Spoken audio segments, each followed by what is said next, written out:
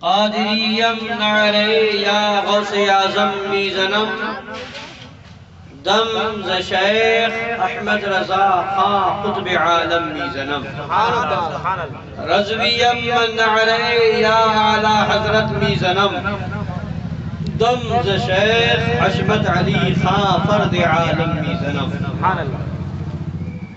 آئیے کچھ سننے اور سنانے سے پہلے ہم اور آپ مل کر اپنے آقا و مولا لمبے لمبے ہاتھوں سے بھیک لینے والے، سنہری جالیوں میں آرام فرمانے والے، اندھیری قبر میں کام آنے والے، مکان والے لا مکان والے، عرب والے عجم والے، شفاعتی لأہل کبائر کا نغمہ جافزہ سنانے والے، میدان محشر میں ہم گناہگاروں سیاہکاروں بدکاروں کو بخشوانے والے، جہنم سے بچانے والے، جنت میں لے جانے والے، جام کوثر بھر بھر کے پلانے والے، پل صراط سے گزرتے وقت ہم گناہگاروں کے لیے رب سلم کی صدائیں لگانے والے، احمد مجتبی جناب محمد رسول اللہ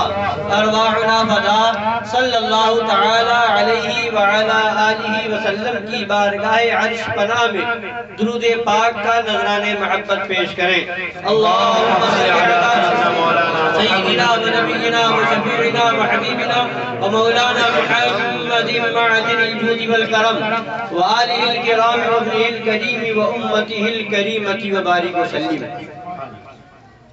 امام اہل سنت مجدد اعظم دین و ملت عظیم البرکت رفیع الدرجت آقائے نعمت دریائے رحمت امام عشق و محبت کنز الکرامت جبل الاستقامت حامی سنت ماحی شرک و بدعت قاطع کفر و ضلالت آیت من آیات اللہ معجزت من معجزات رسول اللہ سیدی آقائی مولائی ملجائی سرکار اعلیٰ حضرت بریلوی رضی اللہ تعالیٰ عنہ بڑے ہی پیارے انداز میں ارشاد فرماتے ہیں، سر سوئے روضہ جھکا،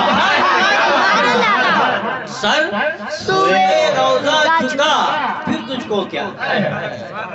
سر کو ہم نے نبی کے روضے کی طرف جھکایا، سر سوئے روضہ جھکا، یہ کہتے ہیں نا آج فتوہ لگاتے ہیں سجدہ کر رہے ہیں سجدہ کر رہے ہیں سجدہ کر رہے ہیں، یہ مزاروں پہ جا کے سجدہ کرتے ہیں۔ اعلیٰ حضرت فرماتے ہیں سر سوئے روضہ جھکا پھر تجھ کو کیا؟ سر جھکانے کو سجدہ سمجھتا ہے۔ حضور مفتی اعظم ہند فرماتے ہیں سنگے درے جانا پر کرتا ہوں جبی سائی، سر جھکانے کی تشریح کرتی اعلیٰ حضرت سرکار کے شہزادے تاجدار اہل سنت سرکار مفتی اعظم ہند نے کہ سنگے درے جانا پر کرتا ہوں جبی سائی، سجدہ نہ سمجھ نجدی سر دیتا ہوں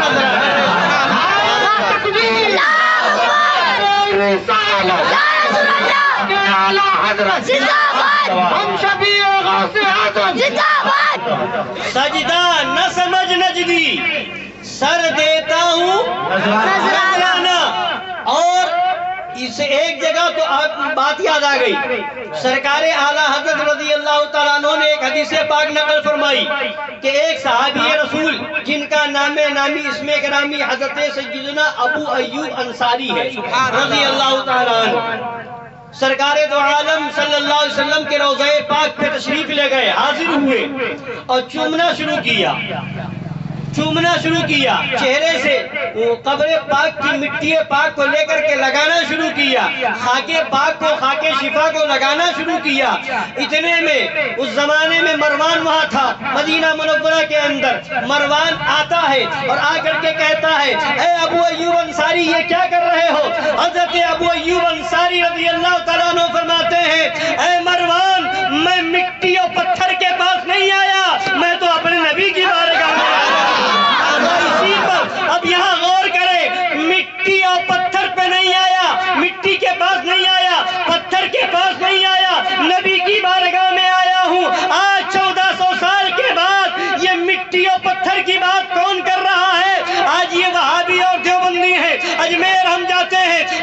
فتویٰ لگاتے نظر آتے ہیں کہ وہاں جا کر کے کیا ملے گا، وہاں جاؤ گے کیا ملے گا، وہ مٹی کا ڈھیر ہے، وہاں سے کیا ملے گا، معاذ اللہ بارش پاک کی بارگاہ میں جائے تو یہ دیوبندی چلائے کہ وہاں جا رہے ہو وہ قبر ہے، مٹی کا ڈھیر ہے، وہاں کیا ملے گا، صابر پاک کی بارگاہ میں جائے تو یہ چلائے کہ وہاں تو مٹی کا ڈھیر ہے، یہ کیا تمہیں کیا ملے گا۔ ہم اگر سرکار سیدنا سرکار قطب الدین بختیار کاکی کی بارگاہ میں جائے تو یہ وہابی کہے مٹی کا ڈھیر ہے، کیا ملے گا، محبوب الہی نظام الدین اولیاء کی بارگاہ میں جائے تو یہ کہے مٹی کا ڈھیر ہے، کیا ملے گا، حضرت خواجہ نصیر الدین چراغ دہلوی کی بارگاہ میں جائے تو یہ وہابی دیوبندی چلائے کہ مٹی کا ڈھیر ہے، کیا ملے گا، بندہ نواز گیسو دراز کی بارگاہ میں جائے تو یہ وہابی چلائے کہ مٹی کا ڈھیر ہے، کیا ملے گا، سرکار راجو قتال کی بارگاہ میں جائے تو یہ وہابی چلاتا ہے مٹی کا ڈھیر ہے، کیا ملے گا۔ ہم اگر حضرت یوسفین شریفین جائے تو یہ وہابی چلاتا ہے مٹی کا ڈھیر ہے، کیا ملے گا، مارہرہ مطہرہ جائے تو یہ وہابی چلائے مٹی کا ڈھیر ہے، کیا ملے گا، اور ہم جب کالپی شریف جائے تو وہابی چلائے مٹی کا ڈھیر ہے، کیا ملے گا، بریلی شریف جائے تو وہابی چلائے مٹی کا ڈھیر ہے، کیا ملے گا، پیلی بھی شریف جائے تو وہابی چلائے مٹی کا ڈھیر ہے، کیا ملے گا۔ پتہ کیا چلا، مٹی مٹی چلانے والے 1400 سال بعد ہونے والے تھے، اور 1400 سال پہلے صحابی رسول نے مٹی کہنے والوں کا رد کیا۔ صحابی رسول نے فرمایا ہم مٹی اور پتھر کے پاس نہیں جاتے ہیں، جو بزرگ وہاں آرام فرمائے ہم ان کی بارگاہ میں جاتے ہیں۔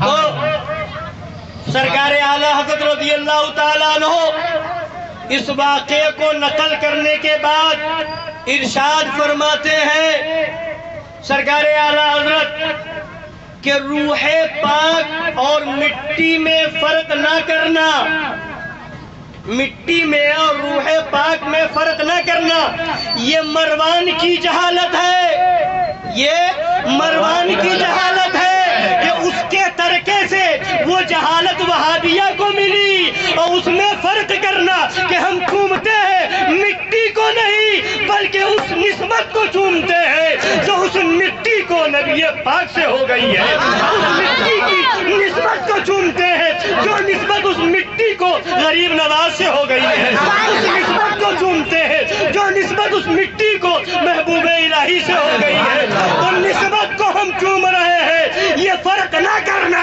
مروان کی جہالت ہے، اور فرق کرنا نسبت کو بوسہ دینا صحابی رسول کی سنت ہے۔ نعرہ تکبیر، نعرہ رسالت، نعرہ حیدری، جشن غریب نواز، شہید امام جعفر صادق۔ حضرات گرامی، تو غور کریں کہ پتہ کیا چلا، مزار پاک کو چومنا یہ صحابی رسول کی سنت ہے۔ تو سنگے درے جانا پر کرتا ہوں جبھی سائی، سجدہ نہ سمجھ نجدی، سر دیتا ہوں نظر۔ سرکار اعلیٰ فرماتے ہیں سر سوئے روزہ جھکا، پھر تجھ کو کیا، دل تھا ساجد، ساجد مانے سجدہ کرنے والا، دل تھا ساجد، نجدیا پھر تجھ کو کیا، دل تھا ساجد نجدیا پھر تجھ کو کیا، اور فرماتے ہیں بیٹھتے اٹھتے مدد کے واسطے، بیٹھتے اٹھتے مدد کے واسطے، یا رسول اللہ کہا پھر تجھ کو کیا، سبحان اللہ سبحان اللہ، بیٹھتے اٹھتے مدد کے واسطے، یا رسول اللہ کہا پھر تجھ کو کیا، اور یہ ہو سکے تو اپنی عادت بنا لیا، بیٹھے تو یا رسول اللہ، کھڑے ہو تو یا رسول اللہ۔ حضرات یہ عادت اعلیٰ حضرت نے سکھائی کہ بیٹھتے اٹھتے مدد کے واسطے، اور ان کے مظہر اعلیٰ حضرت شیر بیش سنت نے اعلیٰ حضرت کی ہر تعلیم پر عمل فرمایا، مظہر اعلیٰ حضرت کی عادت کریمہ تھی کہ جب بیٹھتے تو حبیبی یا رسول اللہ، کھڑے ہوتے تو حبیبی یا رسول اللہ، عادت میں شامل تھا جب بھی کہیں بھی ہو کہ یا رسول اللہ، حبیبی یا رسول اللہ، الغیاث یا رسول اللہ۔ چنانچہ جب آپ حج کے لیے تشریف لے گئے، مکہ المکرمہ تشریف لے گئے، تو وہاں بھی آپ کی عادت یہی تھی، بیٹھے تو یا رسول اللہ بلند آواز سے، کھڑے ہو تو یا رسول اللہ، حبیبی یا رسول اللہ، الغیاث یا رسول اللہ، المدد یا رسول اللہ۔ جب یہ وہاں ہر جگہ کہنے لگے تو وہابیوں کی، نجدیوں کی وہاں حکومت، نجدیوں کے نام نہاد دارالقضاء میں، نام نہاد عدالت میں لوگوں نے شکایت کر دی کہ ہندوستان سے ایک عالم آئے ہوئے ہیں، وہ ہمیشہ زور زور سے، بلند آواز سے، مسجد میں، مسجد کے باہر، حرم میں، حرم کے باہر، خانہ کعبہ میں، مطاف میں، ہر جگہ بیٹھ رہے تو یا رسول اللہ، کھڑے ہو رہے تو یا رسول اللہ۔ یہ عادت کریمہ تھی، اور یا رسول اللہ کہہ رہے ہیں تو آپ کو نام نہاد عدالت میں بلایا گیا۔ وہاں نام نہاد ان لوگوں کا قاضی بھی موجود تھا، آپ کو بلایا گیا۔ حضور سید العلماء فرماتے ہیں کہ ان کی جو عدالت تھی وہ اوپر کے حصے میں تھی، سیڑھی پر چڑھنے کی نوبت آئی۔ مظہر اعلیٰ حضرت شیر بے شیر اہل سنت کی شان دیکھیں، ہر سیڑھی پر، سینے پر چڑھ رہے ہیں اور زبان سے فرما رہے ہیں یا رسول اللہ، حبیبی یا رسول اللہ، المدد یا رسول اللہ۔ وہاں کا نام نہاد جو قاضی تھا وہ پریشان تھا کہ جب کسی کی شکایت ہوتی ہے اسے یہاں بلایا جاتا ہے، مجرم کے طور پر لایا جاتا ہے، تو وہ سوچتا ہے، متفکر ہوتا ہے اب میرے ساتھ کیا ہوگا، اب میرا انجام کیا ہوگا، میرے ساتھ کیا سلوک کیا جائے گا۔ مگر یہ کون ہے کہ ان کو جس جرم میں پکڑا گیا ہے، جس جرم میں ان کو یہاں لایا گیا ہے، انہیں اب ان سے تو ثبوت مانگنے کی ضرورت بھی نہیں ہے، گواہی مانگنے کی ضرورت بھی نہیں ہے، گواہ پیش کرنے کی ضرورت بھی نہیں ہے، یہ تو ہر زینے پر چل رہے ہیں تو یا رسول اللہ، یا رسول اللہ۔ اب جب بلایا گیا، وہاں بٹھایا گیا، وہ قاضی جو وہاں کا تھا وہ کسی کام میں تھوڑا مصروف تھا، ادھر ادھر کچھ کاموں میں لگا رہا، اتنے میں اس کے ٹیبل پہ جو کتابیں رکھی تھی، حضور مظہر اعلیٰ حضرت نے اس کی کتابوں کو اٹھانا شروع کیا، اس کی کتابوں کو پڑھنا شروع کیا، آدھا گھنٹے تک ان کی کتابوں کا مطالعہ کیا، اور انہی کتابوں میں ان کے مولوی ابن تیمیہ کی کتاب جلاء الافہام کتاب تھی، اس کتاب کو پڑھا، صفحہ نمبر دیکھا، اور اس کے بعد بحث شروع فرمائی۔ اس نے کہا یا رسول اللہ کہنا شرک ہے۔ آپ نے فرمایا تو بتا ابن تیمیہ کو اپنا امام مانتا ہے کہ نہیں مانتا ہے؟ کہا ہاں میں مانتا ہوں۔ فرمایا دیکھ تیرا پیشوا ابن تیمیہ اپنی کتاب میں جو حدیث نقل کرتا ہے اس حدیث سے یہ ثابت ہوتا ہے کہ یا رسول اللہ کہنا شرک نہیں ہے، جائز ہے، اور اگر یہ شرک ہے تو فتویٰ لگا کہ تیرا امام، تیرا پیشوا ابن تیمیہ پہلے مشرک ہے، اور اس کو صحیح جان کر کے تو مشرک ہوا، پھر مجھ سے بحث کر۔ اب جب یہ سنا تو وہ ہکا بکا رہ گیا، پریشان ہو گیا کہ یہ کون سی ذات ہے، یہ کون سا عالم ہے کہ میری ہی کتاب سے میرا ہی رد کر رہا ہے، میری ہی عدالت میں میرے ہی خلاف دلیل قائم کرتا ہے۔ تو اس نام نہاد قاضی نے اپنے قاضی القضات کو فون لگایا، اپنے بڑے قاضی کو فون لگایا کہ آخر کیا کیا جائے۔ تو اس نے کہا اب کوئی چارہ نہیں ہے، ان سے معافی مانگو۔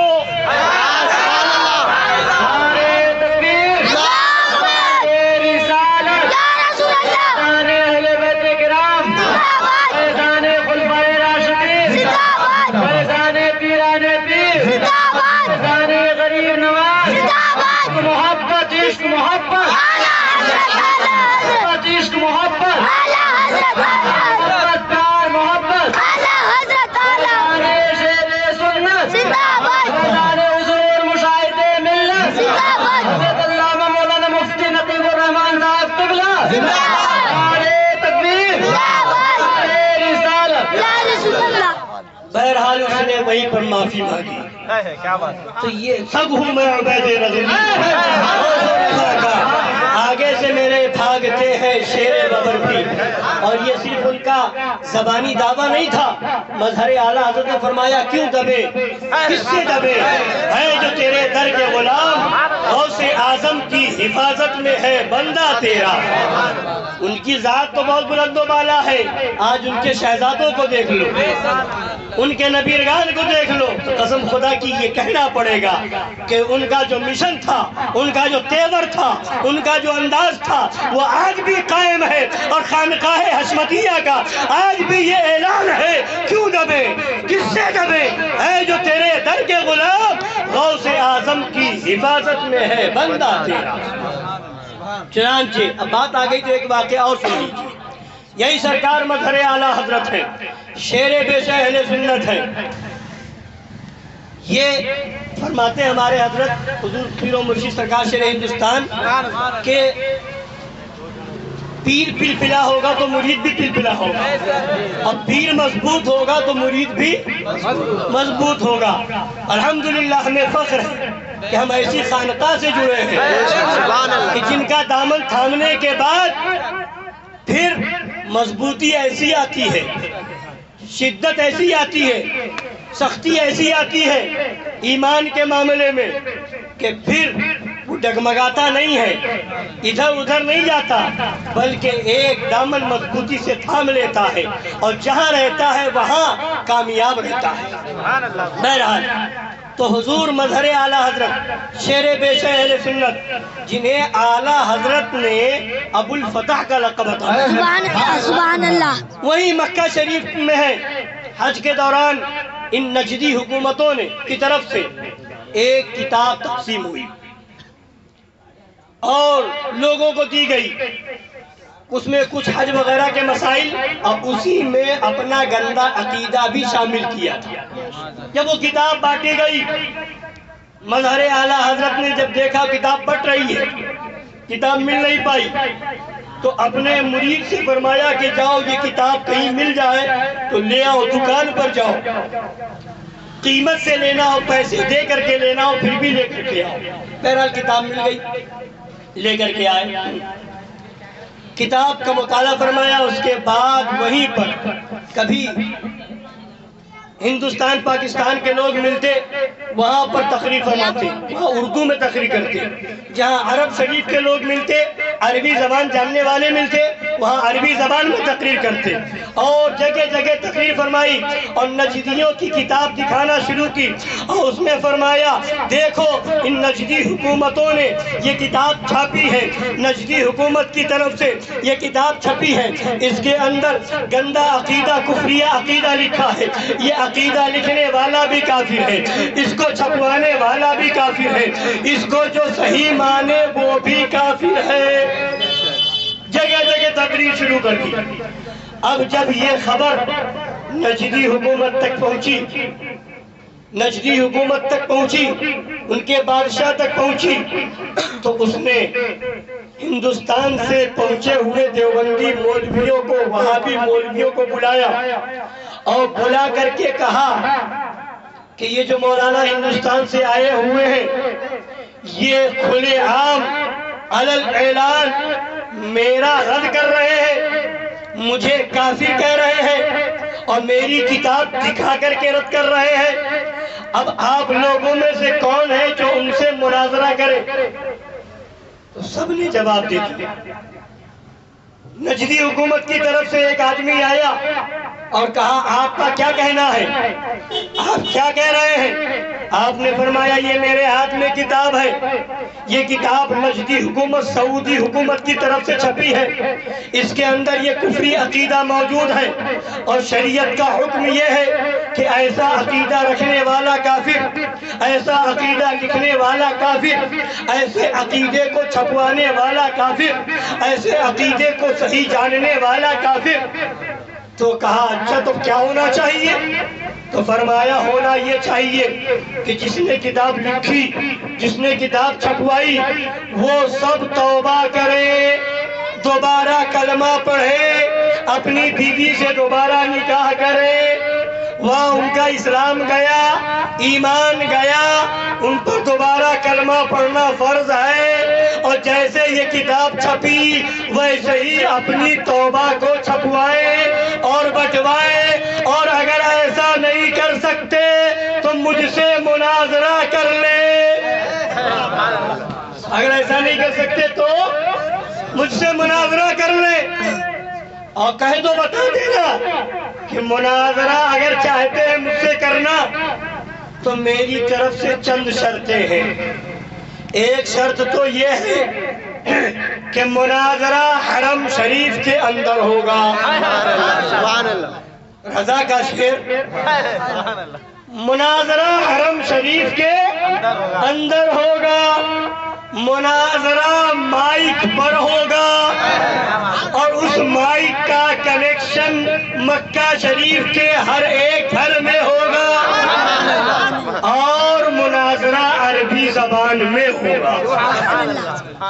اب جب وہ شخص واپس پہنچا نجدی بادشاہ کے پاس اور جا کر کے خبر دی کہ اس ہندوستانی عالم نے تو بہت بڑا چیلنج کر دیا، اب اس کے پاس بیٹھے ہوئے دیوبندی وہابی جو ہندوستان سے مولوی پہنچے تھے، ان سب سے کہا کہ کیا کیا جائے، کون جائے گا ان سے مناظرہ کرنے کے لیے؟ سب نے ہاتھ جوڑنا شروع کر دیا کہ ہندوستان میں ہم ان سے نہ جیت سکے تو یہاں آ کر کے ہم کیسے جیت جائیں گے؟ جب ہندوستان میں ہم ان کے سامنے آئے ذلیل ہوتے رہے تو اب تو ہم یہاں حرم شریف میں ہے، یہاں بھی ذلیل کروانا چاہتے ہو؟ بہرحال سب نے معافی مانگی، کوئی مناظرے کے لیے تیار نہ ہوا۔ اس نے کہا اچھا ٹھیک ہے، انہیں اپنے حال پر چھوڑ دو، جو وہ کہہ رہے ہیں کہنے دو، جو وہ کر رہے ہیں کرنے دو۔ اس کے بعد کوئی ٹوکنے نہ آیا تو بتانا کیا ہے؟ یہ ہے مظہر اعلیٰ حضرت، یہ ہے شعر پیش اہل سنت کہ کہیں بھی رہے تو ڈنکے کی چوٹ پر اعلان کرتے رہے، سگ ہوں میں عبید رضوی غوث و رضا کا، آگے سے میرے بھاگتے ہیں شیر ببر بھی۔ تو حضرات گرامی وقار پڑھ یہ رہا تھا کہ حضور اعلیٰ حضرت فرماتے ہیں بیٹھتے اٹھتے مدد کے واسطے، بیٹھتے اٹھتے مدد کے واسطے یا رسول اللہ کہا پھر تجھ کو کیا؟ اور فرماتے ہیں یا عبادی کہہ کے ہم کو شاہ نے، یا عبادی کہہ کے ہم کو شاہ نے اپنا بندہ کر لیا، پھر تجھ کو کیا؟ یا عبادی کہہ کے کیا مطلب؟ اس کی تھوڑی وضاحت کر دوں۔ قرآن پاک کے اندر آیا قل یا عبادی الذین اسرفوا علی انفسہم لا تقنطوا من رحمت اللہ۔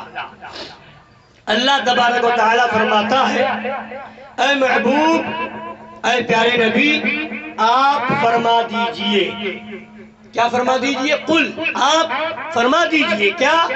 یا عبادی الذین اسرفوا علی انفسہم لا تقنطوا من رحمت اللہ۔ نبی آپ کہیں، نبی آپ اعلان کریں، نبی آپ پکاریں، کس کو؟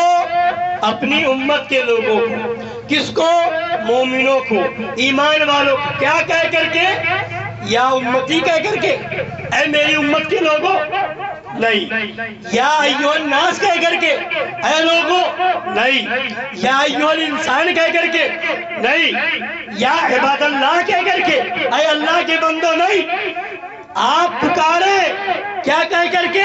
یا عبادی، اے میرے بندو، کیا کہہ کے پکارے؟ اے میرے بندو۔ عبادی کا معنی میرے بندو، عبد کا معنی بندہ، عبد کا ایک ہو تو عبد اور کئی ہو تو عباد۔ عبدی میرا بندہ، عبادی میرے بندو، میرے تو بندے تو سب خدا کے ہیں، بندے تو سب خدا کے ہیں، مگر خدا کہہ رہا ہے اے نبی آپ انہیں پکارے یا عبادی کہہ کر، اے میرے بندو۔ پتہ کیا چلا؟ جب تک نبی کے بندے نہیں ہوگے خدا کے بندے نہیں ہو سکتے. کیوں؟ بخدا خدا کا یہی ہے نہیں اور کوئی مفر جو وہاں سے ہو یہی آ کے ہو، جو یہاں نہیں تو وہاں نہیں.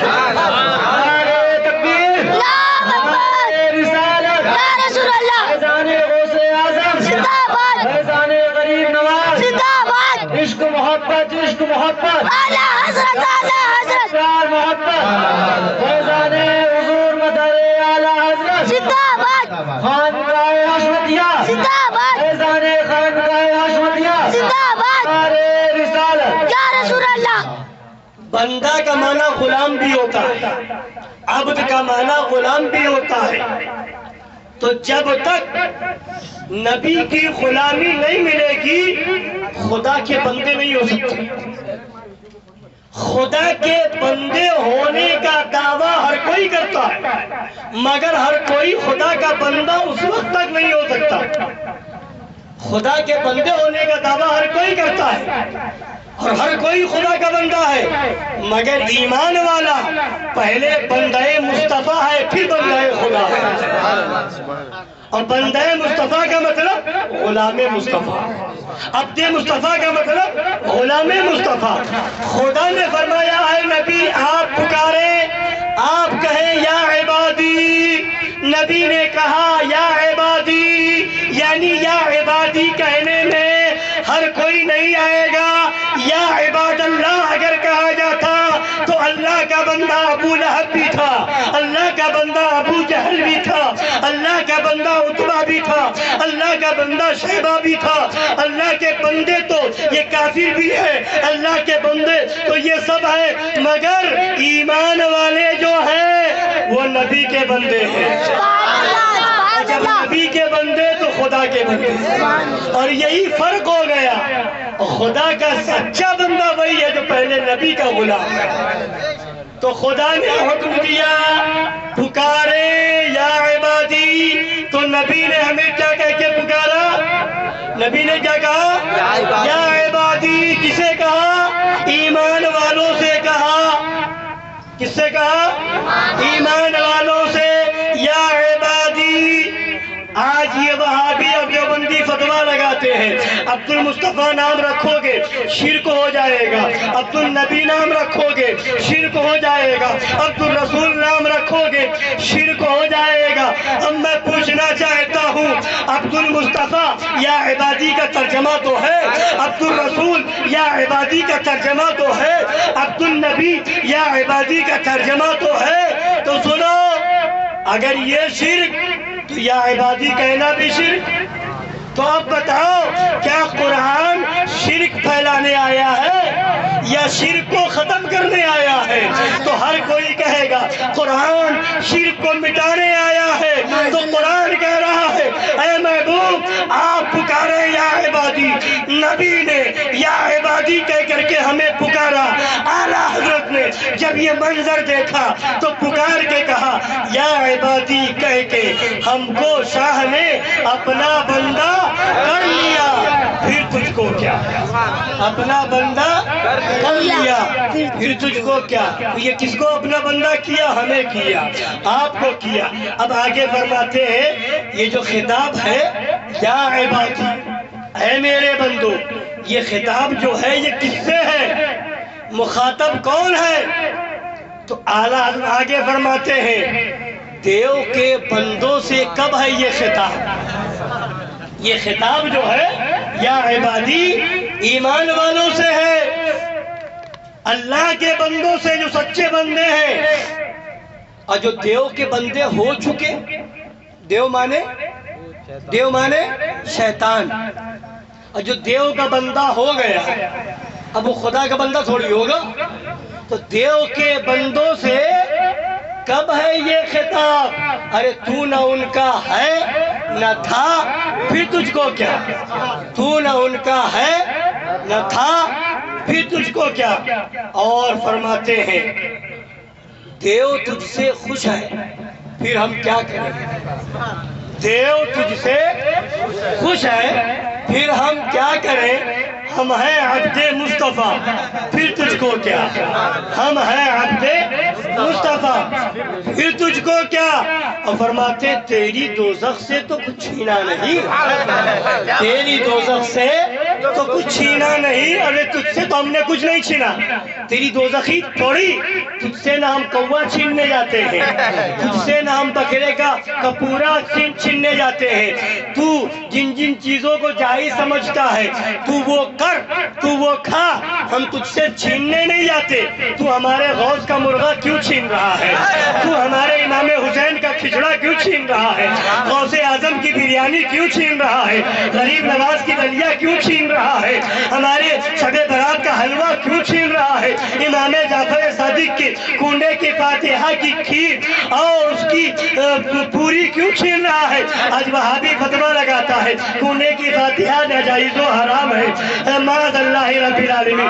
وہابی اور دیوبندی فتویٰ لگاتا ہے یہ بریانی پکانا، یہ کھچڑا پکانا، یہ سبیل لگانا، یہ شربت پلانا، یہ جو ہے نیازیں دلوانا یہ حرام ہے، یہاں تک کہ شرک و بدعت کہا کرتے ہیں، معاذ اللہ رب العالمین، مگر ہم کہتے ہیں تم نے یہ فتویٰ لگایا، تم نے غوث اعظم کے مرغے کو حرام کہا، تم نے غوث اعظم کی بریانی کو حرام کہا، تم نے امام حسین کے کھچڑے کو حرام لکھا، تم نے غوث اعظم، تم نے جو ہے امام جعفر صادق کی کنڈے کی فاتحہ کو، ان کے نام کی کھیر اور ان کے نام کی پوری کو حرام لکھا، تم نے غریب نواز کے دلیے کو حرام لکھا، تو اس کی مار یہ پڑی کہ تم نے یہ بھی لکھ دیا کوا کھانا ثواب ہے، تو اے نجدیوں ہم تمہارے کوے پہ نہیں جاتے، تم ہمارے مرغے پہ کیوں آتے ہو، تمہیں کوا مبارک ہو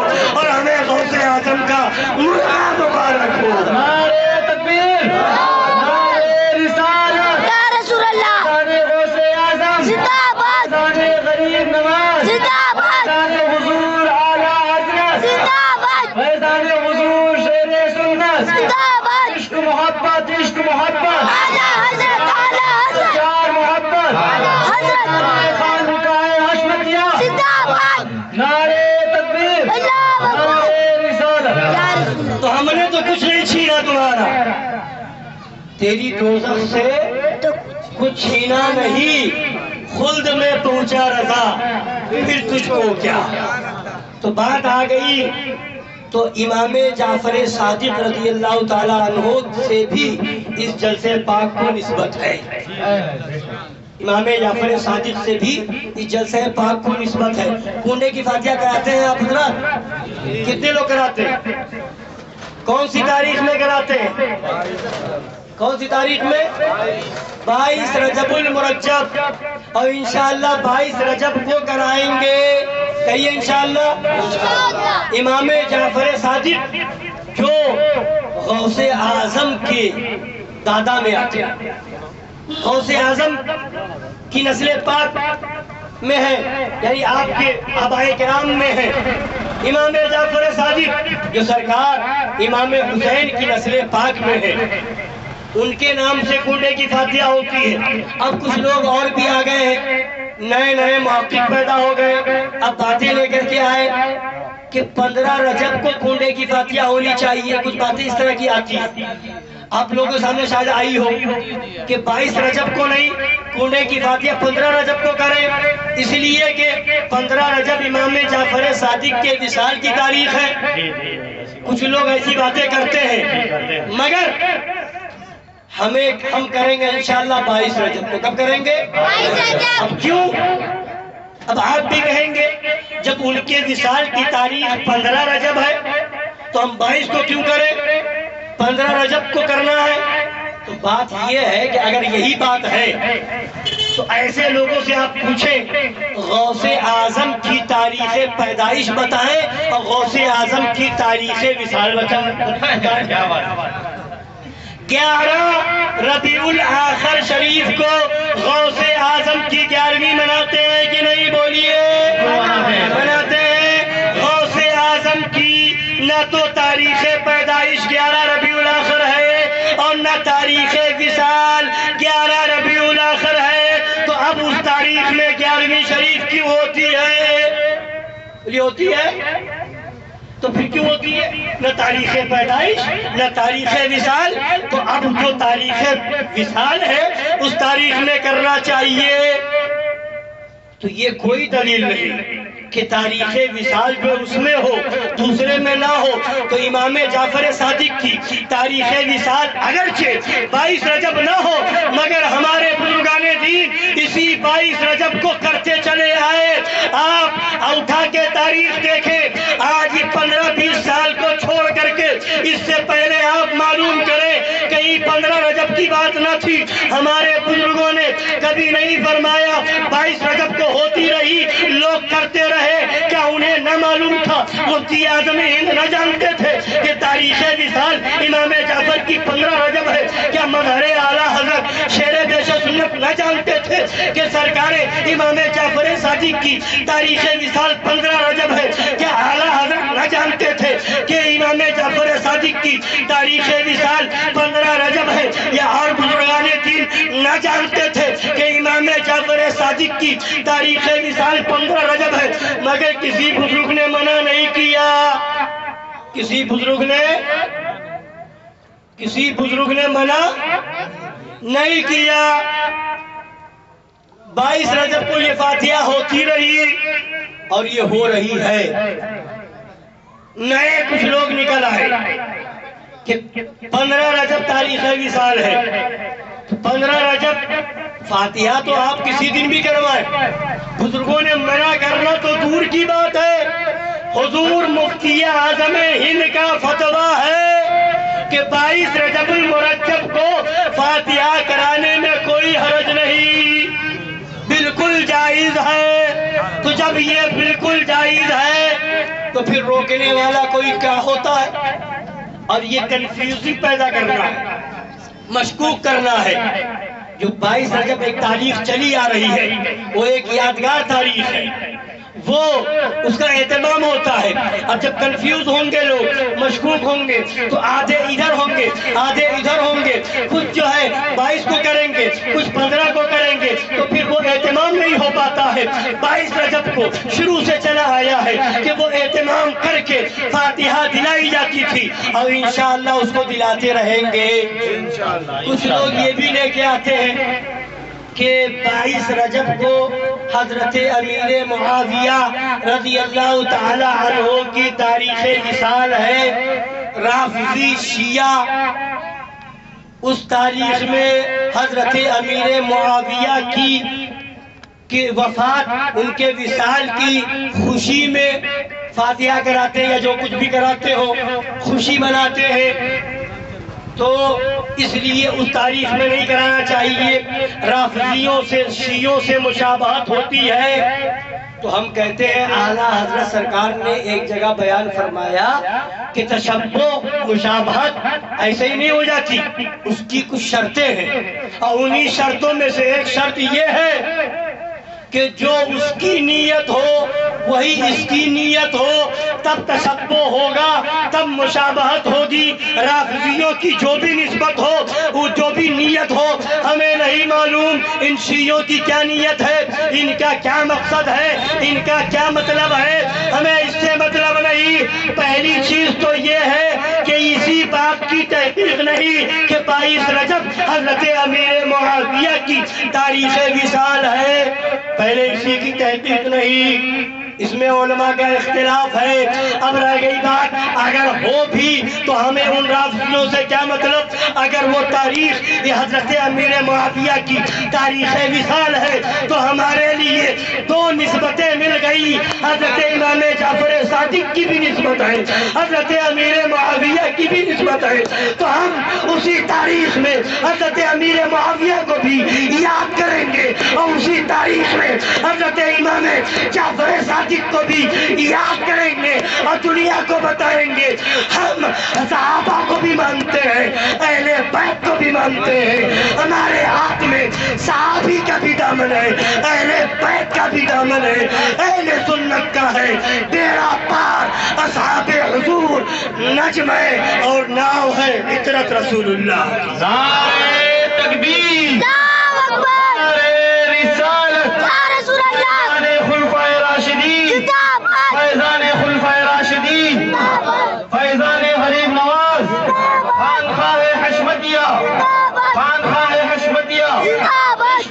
محبت عشق محبت اعلی حضرت اعلی حضرت محبت عشق محبت اعلی حضرت اعلی حضرت محبت پیار محبت اعلی حضرت اعلی حضرت تو ہم 22 رجب اگر حضرت امیر معاویہ رضی اللہ تعالیٰ عنہ کی تاریخ وصال بھی ہو تو ہم کو دونوں نسبت مل جائے گی، ان کے نام کی بھی نسبت، امام جعفر صادق کی بھی نسبت، تو ہم تو صحابی والے بھی ہیں، اہل بیت والے بھی ہیں، ہمارے ہاتھ میں دونوں کا دامن ہے، اور ان میں سے کسی ایک کا دامن چھوٹا تو وہ گمراہ ہو گیا، کسی صحابی کی توہین کرے گا گمراہ ہو جائے گا، کسی صحابی کا دامن چھوڑے گا گمراہ ہو جائے گا، اہل بیت کا دامن چھوڑے گا گمراہ ہو جائے گا۔ یہی وجہ ہے کہ اہل بیت کی محبت کا نام لے کر کے رافضی گمراہ ہو گئے، اور صحابہ کی محبت کا نام لے کر کے اہل بیت سے دشمنی کر کے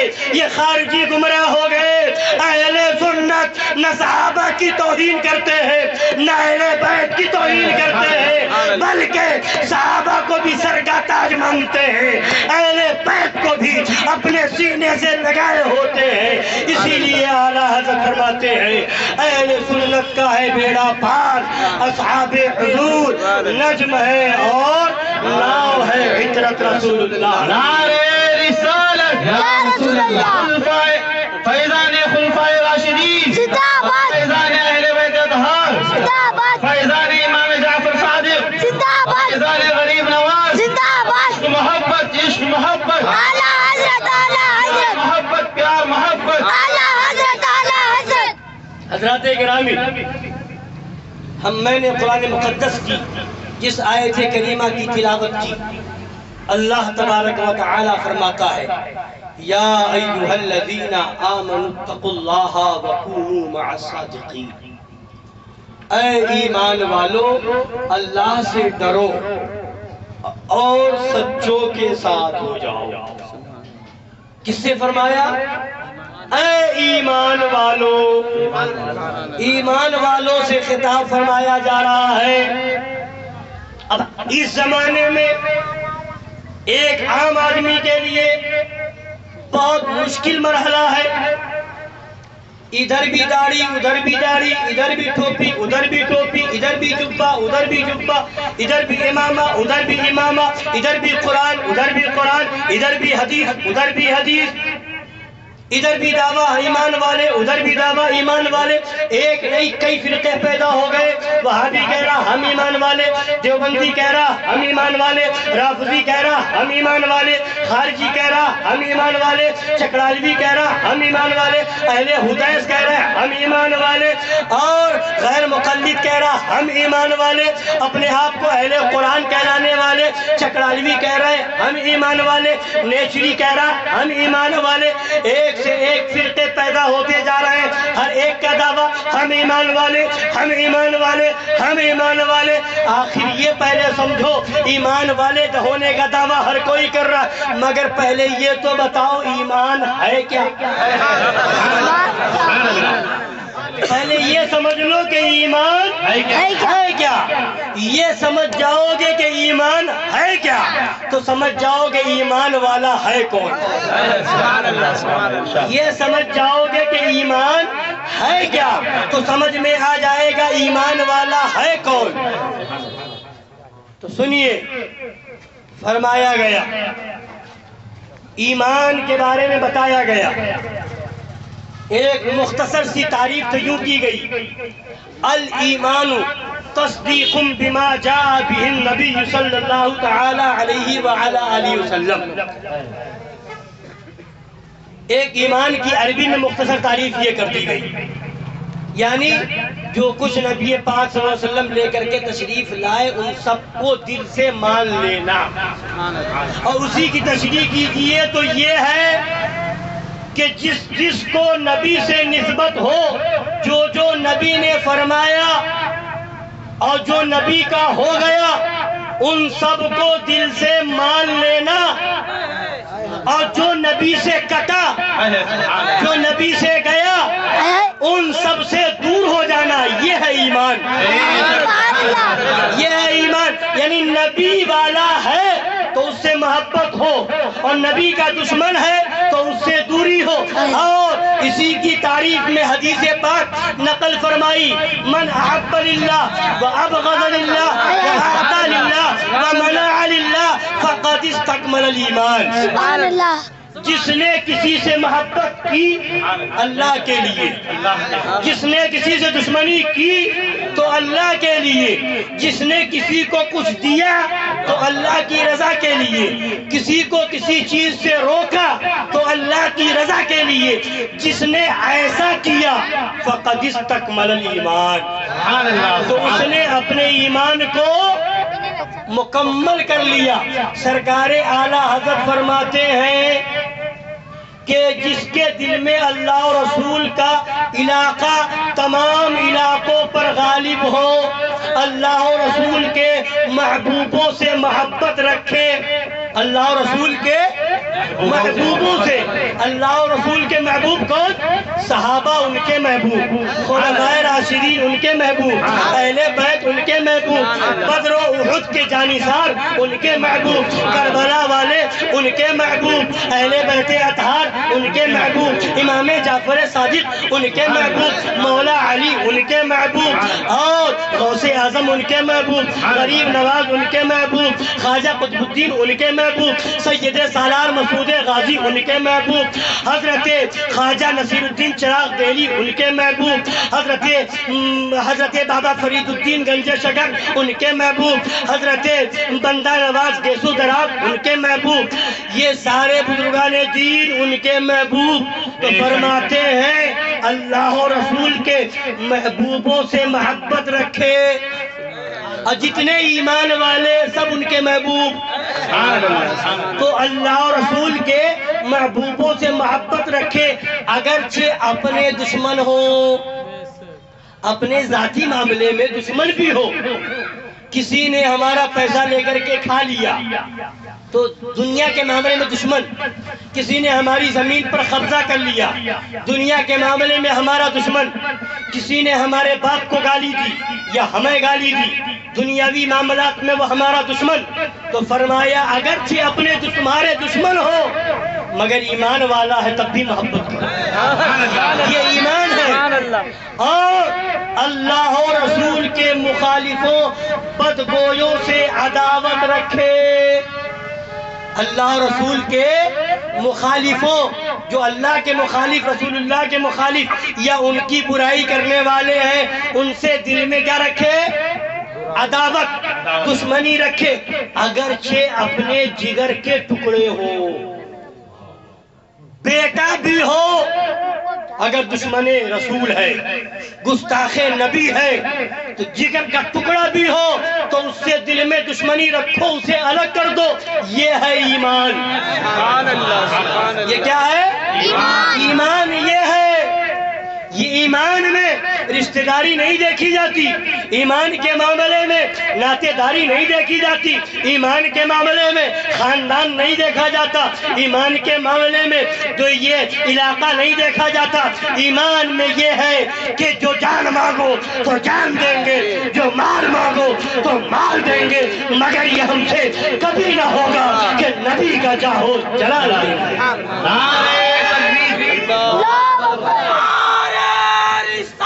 یا رسول اللہ، جشن خلفائے راشدین زندہ باد، فیضان خلفائے راشدین زندہ باد، فیضان شہدائے کرب و بلا زندہ باد، فیضان غریب نواز زندہ باد، عشق و محبت، عشق و محبت۔ اعلیٰ حضرت، اعلیٰ حضرت۔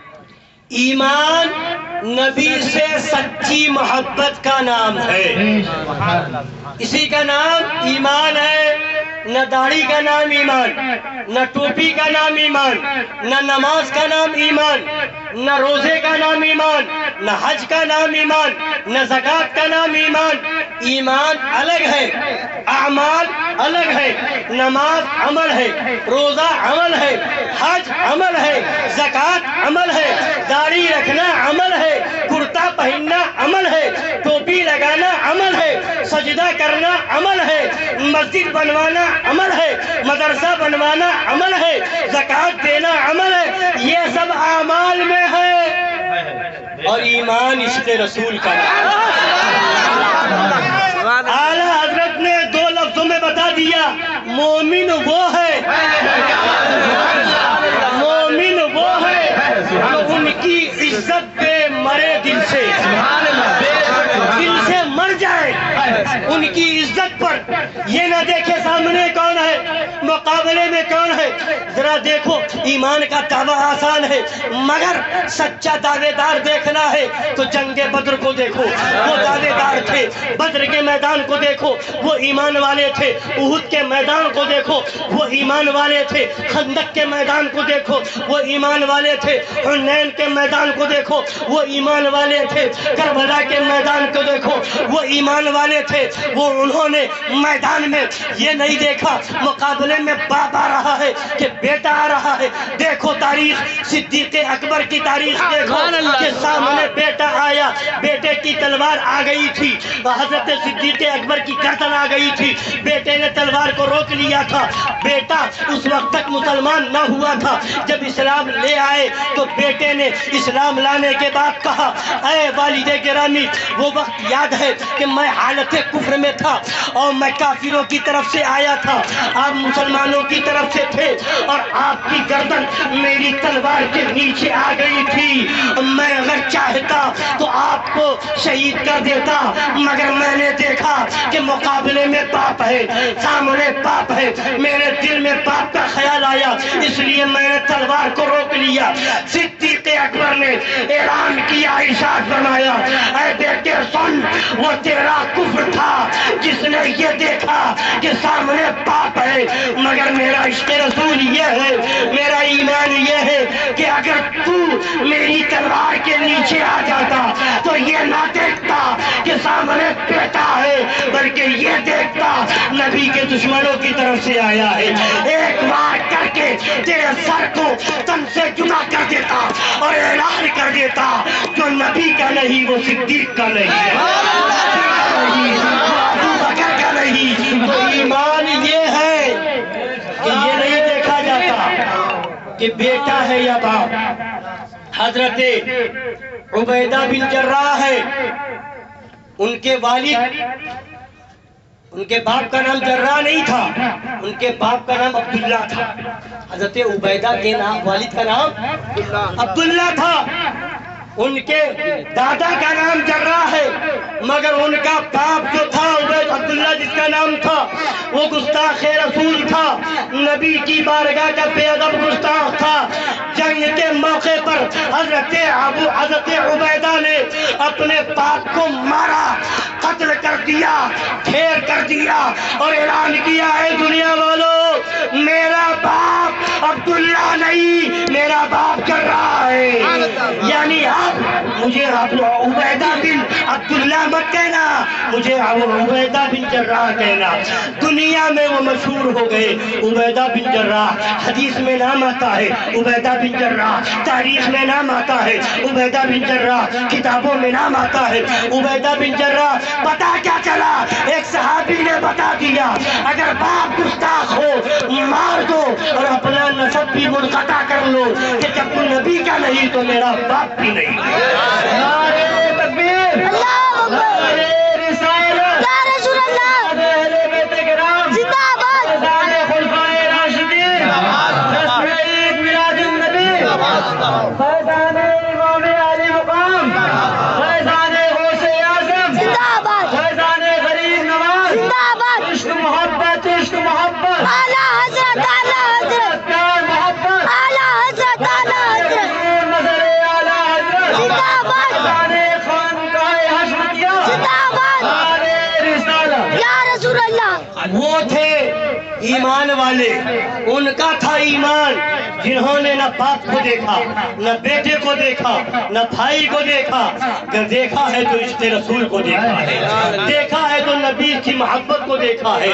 جو اور سگا باپ ہے مگر مار دیا، سگا بیٹا ہے مگر فرما رہے ہیں کہ اگر تیری گردن میری تلوار کے نیچے آ جاتی تو نہ دیکھتا کہ تو میرا بھائی ہے، مگر واہ رے واہ کیا اسلام نے کیا نظام دیا ہے، سگا باپ بھی ہو دشمن رسول ہے تو دور کر دیا جائے، سگا بیٹا ہو دشمن رسول ہے تو الگ کر دیا جائے، مگر اگر علاقے کا بھی نہ ہو، خاندان کا بھی نہ ہو، اور اگر ملک کا بھی نہ ہو، دوسرے ملک سے بھی آئے ایمان والا ہے تو گلے سے لگا لیا جائے۔ دیکھو دیکھو حضرت سلمان ملک عرب کے نہیں تھے، فارس سے آ رہے ہیں مگر ایمان والے ہیں، گلے سے لگا لیا گیا۔ حضرت بلال وہاں کے نہیں ہیں، حبش سے آ رہے ہیں، حبشی ہیں مگر نبی انہیں سینے سے لگا رہے ہیں۔ حضرت صہیب روم سے آ رہے ہیں مگر گلے لگایا جا رہا ہے۔ بتا دیا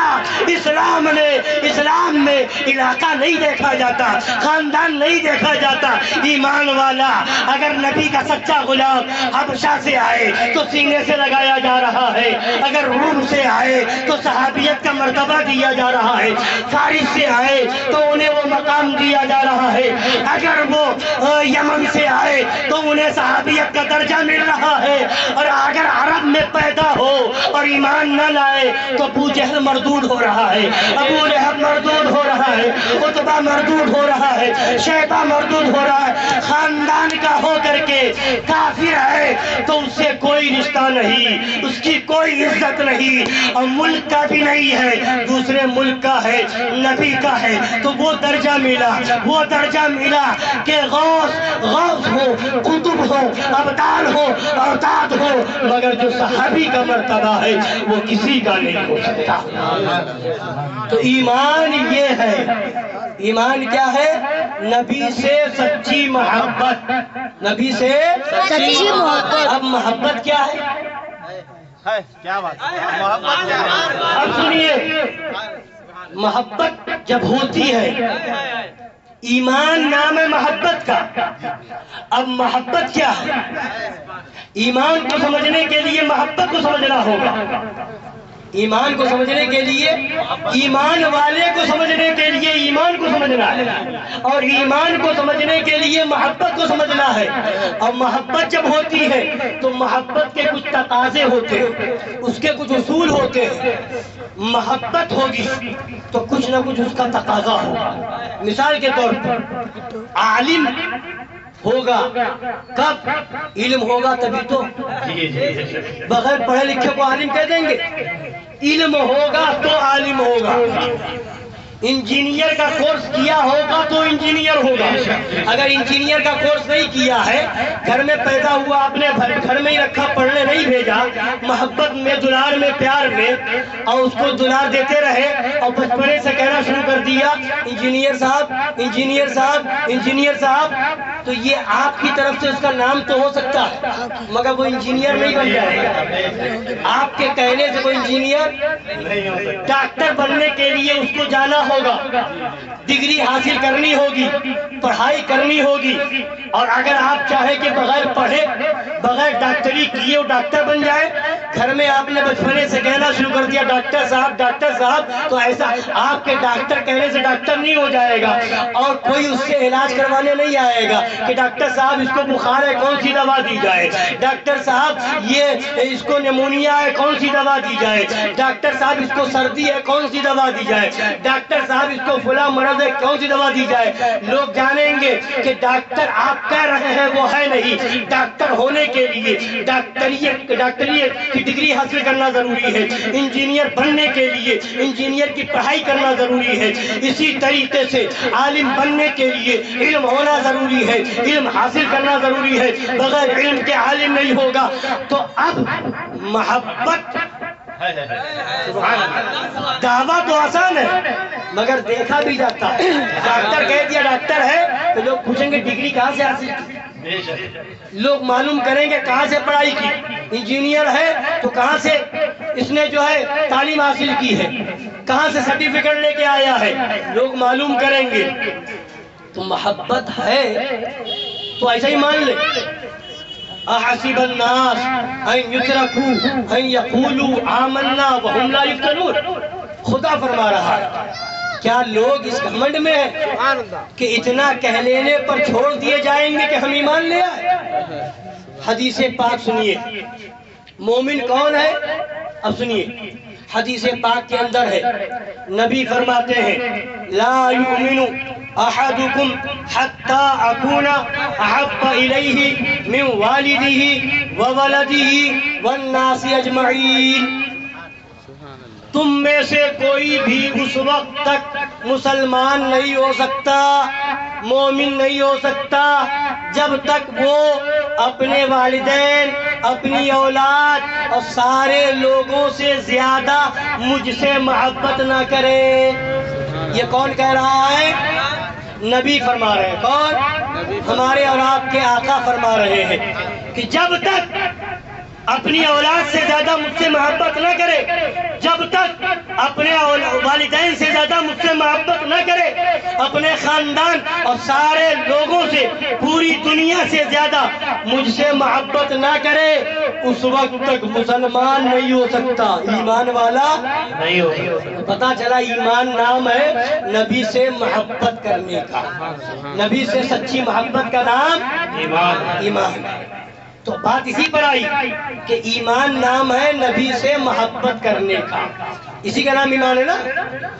نماز عمل ہے، روزہ عمل ہے، حج عمل، ایمان نہیں ہے۔ اور سارے عمل اس وقت کام آئیں گے جب ایمان ہوگا، داڑھی جب کام آئے گی جب ایمان ہوگا، ورنہ پنجابیوں کو دیکھ لیجئے، پگڑی باندھنا جب کام آئے گا جب ایمان ہوگا، ورنہ پنجابی بھی باندھتے ہیں، لپیٹ لیتے ہیں۔ اور کپڑا پہننا، جبہ پہننا اس وقت کام آئے گا جب ایمان ہوگا، سجدہ کرنا جب کام آئے گا جب ایمان ہوگا، روزہ رکھنا جب کام آئے گا جب ایمان ہوگا، حج کرنا جب کام آئے گا جب ایمان۔ اور ایمان کیا؟ نبی سے محبت، عشق رسول، محبت رسول کا نام ایمان۔ اب محبت کیا ہے؟ محبت کسے کہتے ہیں؟ محبت ہی سب کچھ ہے، محبت رسول ہی سب ہے، اگر وہ نہیں تو کچھ نہیں۔ اور یہی ہمارے بزرگوں نے بتایا، نماز پڑھ کے گھمنڈ مت کرو، روزہ رکھ کر کے گھمنڈ مت کرو، حج کر کے گھمنڈ مت کرو، زکوٰۃ دے کر کے گھمنڈ مت کرو، اس لیے کہ یہ وہ چیزیں ہیں جن چیزوں پر آپ بھروسہ نہیں کر سکتے، ان چیزوں پر آپ بھروسہ نہیں کر سکتے۔ نماز پڑھ کے آپ بھروسہ نہیں کر سکتے میں نے نماز پڑھ لی میری بخشش ہو جائے گی، روزہ رکھ کر کے آپ بھروسہ نہیں کر سکتے کہ میں نے روزہ رکھ لیا میری بخشش ہو جائے گی، حج کر کے آپ بھروسہ نہیں کر سکتے کہ میں نے حج کر لیا میری بخشش ہو جائے گی، زکوٰۃ دے کر کے آپ بھروسہ نہیں کر سکتے کہ میں نے زکوٰۃ دے دی میری بخشش ہو جائے گی، مگر ہاں ایک نبی کی محبت وہ ہے جس پر بھروسہ کرنا ہی ہوگا، کر سکتے نہیں ہیں، اسی پر بھروسہ کرنا ہوگا کہ اگر بخشش ہوگی تو اسی پر ہوگی۔ نماز پر بخشش نہیں ہے، روزے پر نہیں ہے، بخشش ہے تو ایمان پر ہے، محبت رسول پر ہے، جبھی تو قبر میں 3 سوال ہوں گے، جبھی تو قبر میں 3 سوال ہوں گے۔ نماز کا سوال قبر میں نہیں ہوگا، روزے کا سوال قبر میں نہیں ہوگا، حج کا سوال قبر میں نہیں ہوگا، 3 سوال، من ربو کا، ما دینو کا، ما کنت تقول فی حق ھذا الرسول۔ من ربو کا، تیرا رب کون ہے؟ ایمان والا کہے گا ربی اللہ، میرا رب اللہ ہے۔ تو فرشتے نہیں کہیں گے اچھا خدا کو رب مانتا ہے ٹھیک ہے چھوڑ دیا جائے گا، نہیں، خدا کو رب کہنے پر بھی نہیں چھوڑا جائے گا، اور سوال کیا جائے گا ما دینو کا، تیرا دین کیا ہے؟ تو کہا جائے گا دین الاسلام، ایمان والا کہے گا دین الاسلام، میرا دین اسلام ہے۔ اب بھی نہیں چھوڑا جائے گا، کیوں؟ قانون بتایا جا رہا ہے، خدا کی طرف سے دستور دیا جا رہا ہے، دنیا میں اٹھا کر کے دیکھ لو، خدا کو رب ماننے والے بہت ہیں، یہودی بھی خدا کو رب مانتا ہے، عیسائی بھی خدا کو رب مانتا ہے، اب بھی نہیں چھوڑا جائے گا۔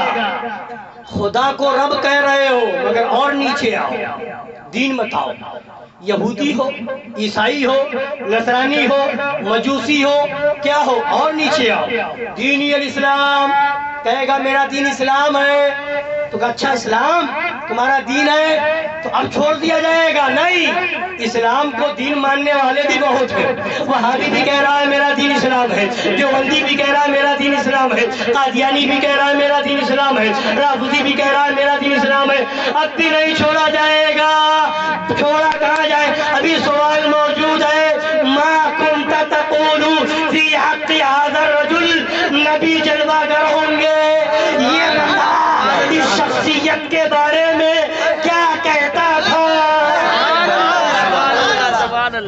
بخشش اس پر ہے، بخشش کس پر ہے؟ نبی کے عشق پر ہے۔ قبر کے سوال بتا رہے ہیں، نماز پر نہیں چھوڑا جائے گا، خدا کو رب کہنے پر نہیں چھوڑا جائے گا، دین اسلام کو اپنا دین بتانے پر نہیں چھوڑا جائے گا۔ اگر بخشش چاہتے ہو تو نبی سے عشق کرو۔ سوال بتا رہا ہے قبر کا کہ اگر مغفرت چاہتے ہو تو نبی سے محبت کرو۔ نبی کو، نبی کے بارے میں کیا کہتے تھے؟ یہ بھی سوال نہیں ہوگا کہ کیا کہتے ہو، کیا کہتے تھے ماضی میں، کیا کہتے ہیں پاس، ماضی میں کیا کہتے تھے، جب دنیا میں تھے کیا کہتے تھے، موجودہ حال میں، پریزنٹ میں کیا کہتے ہو نہیں۔ قبر میں دیکھ کر کے تو اندھا بھی کہے گا، وہاں دیکھ کر کے ماننا ہی ہوگا، وہاں کا ماننا تھوڑی کام آئے گا، ماننا تو یہاں کا کام آئے گا۔ تبھی تو اعلیٰ حضرت نے فرمایا آج لے ان کی پناہ، آج لے ان کی پناہ، آج مدد مانگ ان سے، پھر نہ مانیں گے قیامت میں اگر مان گیا۔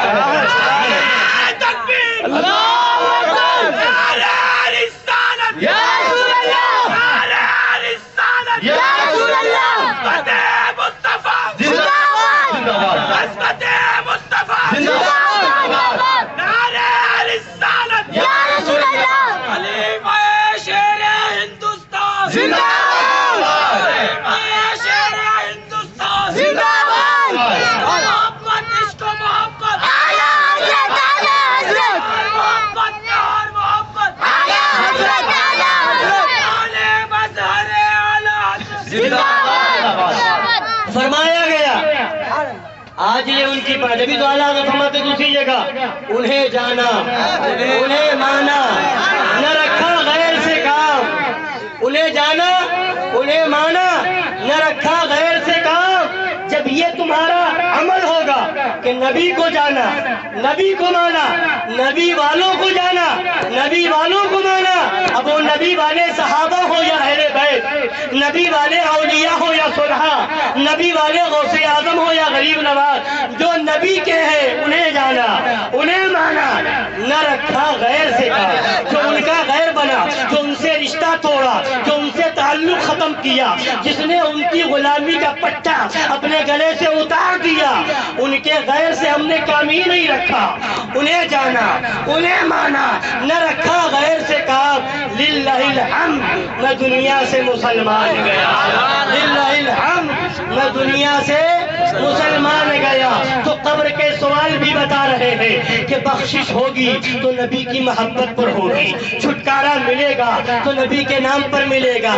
قبر میں پوچھا جائے گا کیا کہتے تھے، یہ نہیں پوچھا جائے گا کہ کیا کہتے ہو، ورنہ وہاں دیکھ کر کے تو کہہ دیں گے ہاں ہاں ہم تو انہیں نبی مانتے ہیں۔ یہ اگر پوچھ لیا جائے کہ کیا کہتے ہو تو ہر کوئی کہے گا ارے نبی مانتے ہیں، ہم تو ان پر ایمان لاتے ہیں، ہم تو ان پر اپنی جان دیتے ہیں، ہم تو انہیں اپنا آقا مولا مانتے، مگر نہیں، سوال بھی کیا جائے گا، یہاں کا سوال نہیں، وہاں کیا کہتے تھے، کتاب میں کیا لکھا تھا، معاذ اللہ نبی مر کر مٹی میں مل گئے، کتاب میں کیا لکھ رہے تھے، تھے نبی ہمارے بڑے بھائی کی طرح ہیں. کتاب میں کیا لکھ کر کے چھاپ رہے تھے؟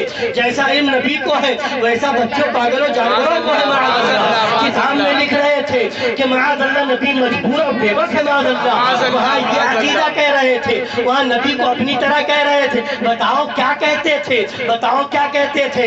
اے وہابیوں, اے دیوبندیوں, تیاری کر لو, قبر میں کیا جواب دو گے؟ کیا یہ کہو گے ہم انہیں بڑے بھائی کی طرح کہتے تھے؟ کیا یہ کہو گے ہم انہیں گاؤں کے چودھری کی طرح کہتے تھے؟ کیا یہ کہو گے ہم انہیں بے بس اور مجبور کہتے تھے؟ کیا تم وہاں یہ جواب دو گے ہم انہیں مردہ کہتے تھے, مر کے مٹی میں ملنے والا کہتے تھے؟ مگر جو سنی ہوگا, جو ایمان والا ہوگا, وہ تو قدموں کو پکڑے گا اور کہے گا ہم تو وہاں بھی کہتے تھے مصطفیٰ جانے رحمت پہ لاکھوں سلام, شمع بز میں ہدایت پہ لاکھوں سلام. ہم تو بغیر دیکھے کہتے تھے اور یہاں دیکھ کر کے کہہ رہے ہیں تو زندہ ہے چشمے عالم سے جانے والے. ہم تو کہتے تھے زمین و زمان تمہارے لیے, مکین و مکان تمہارے لیے, چنی و چنا ہمارے لیے, بنے تو جہاں تمہارے لیے, ہمارے یہاں تمہارے لیے, اٹھے بھی وہاں تمہارے لیے. ہم تو کہتے تھے سرور کہوں مولا کہوں تجھے, باغ خلیل کا گلے زیبا کہوں تجھے. اور فرعون کہہ لے گی سب کچھ, ان کے ثناخواہ کی خاموشی چپ ہو رہا ہے کہہ کے میں کیا کیا کہوں تجھے. اور میں تو یہ کہتا تھا اعلیٰ حضرت کے غلام تو یہ پکار کر کے کہیں گے. ہم تو کہتے تھے, ہم تو تمنا کرتے تھے, دعائیں کرتے تھے قبر میں لہرائیں گے تا حشر چشم نور کے جلوہ فرما ہوگی جب طلعت رسول اللہ کی.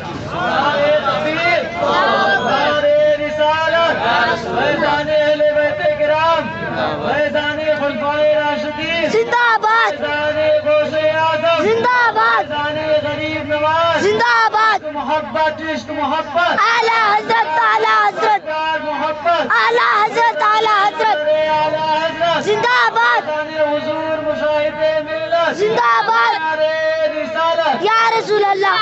بہرحال آپ حضرات فکر نہ کریں, آواز آ رہی نا؟ اب آپ سن لیجئے, ضروری نہیں بہت زیادہ آواز ہو, بس مقصد یہ ہے کہ آپ کو بات سمجھ میں آ جائے اور اسے دل میں جگہ دیں اور اس کو سمجھیں, اس پر عمل کریں. اللہ تعالی ہم سب کو سمجھنے کی توفیق عطا فرمائے. کوئی دقت تو نہیں؟ پڑھے درشی پڑھی اللہم صلی علی سیدنا و نبینا و شفیعنا و حبیبنا مولانا محمد معدن الجود والکرم وآلہ الکرام و ابن الکریم و امتہ الکریمۃ و بارک وسلم. حضرات گرامی, تو اب آپ سنیں بات کیا چل رہی تھی.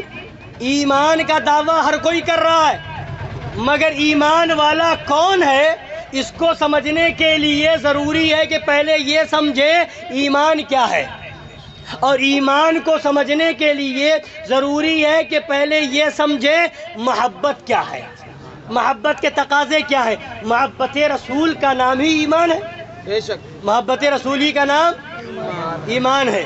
تو اب پہلے یہ سمجھے کہ محبت کیا ہے, محبت کے تقاضے اور اس کے اصول کیا ہے. انسان جب کسی سے محبت کرتا ہے تو اب اس کے سامنے دو تقاضے آ جاتے ہیں, اس کے سامنے دو باتیں آ جاتی ہیں. جس سے محبت کا دعویٰ ہے اس کے محبوبوں سے, اس کے رشتہ داروں سے, اس کے ناطے داروں سے محبت ہو, اور جو جس سے محبت کا دعویٰ ہے اس کے جو دشمن ہے اس سے دشمنی ہو, تب محبت سچی ہے. اب اس کو آپ یوں سمجھیں کہ ایک بندہ ہے, یعنی محبت جو ہے مطالبہ کرتی ہے محبوب کے محبوبوں سے محبت کرو اور محبوب کے دشمنوں سے نفرت کرو.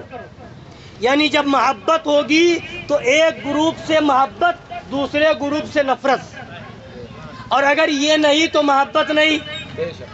مثال کے طور پر اگر آپ کو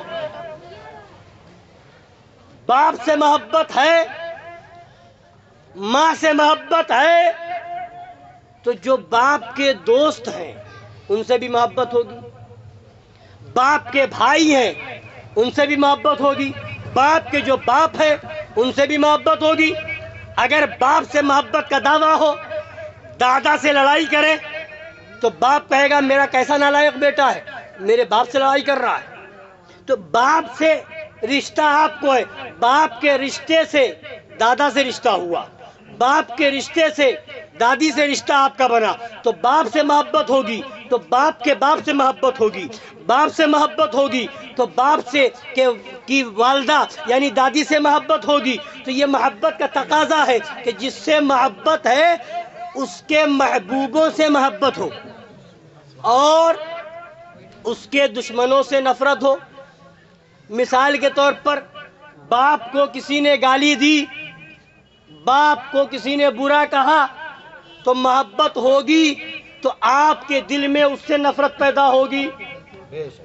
اگر محبت ہوگی تو باپ کو گالی دینے والے سے آپ دور ہو جائیں گے، باپ سے محبت ہوگی تو باپ کی برائی کرنے والے سے آپ علیحدہ ہو جائیں گے۔ اگر کوئی کہے مجھے باپ سے بڑی محبت ہے اور جس نے اس کے باپ کو گالی دی، جس نے باپ کو برا کہا، اس کے ساتھ بیٹھ کر کے چائے پیے،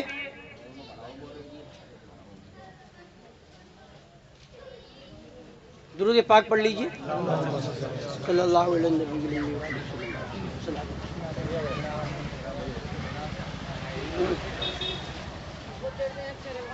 ادھر آپ آگے آ جائیے، سامنے اور آگے آ جائیے، آواز مائک کو چھوڑیے، کوئی سی بات نہیں ہے۔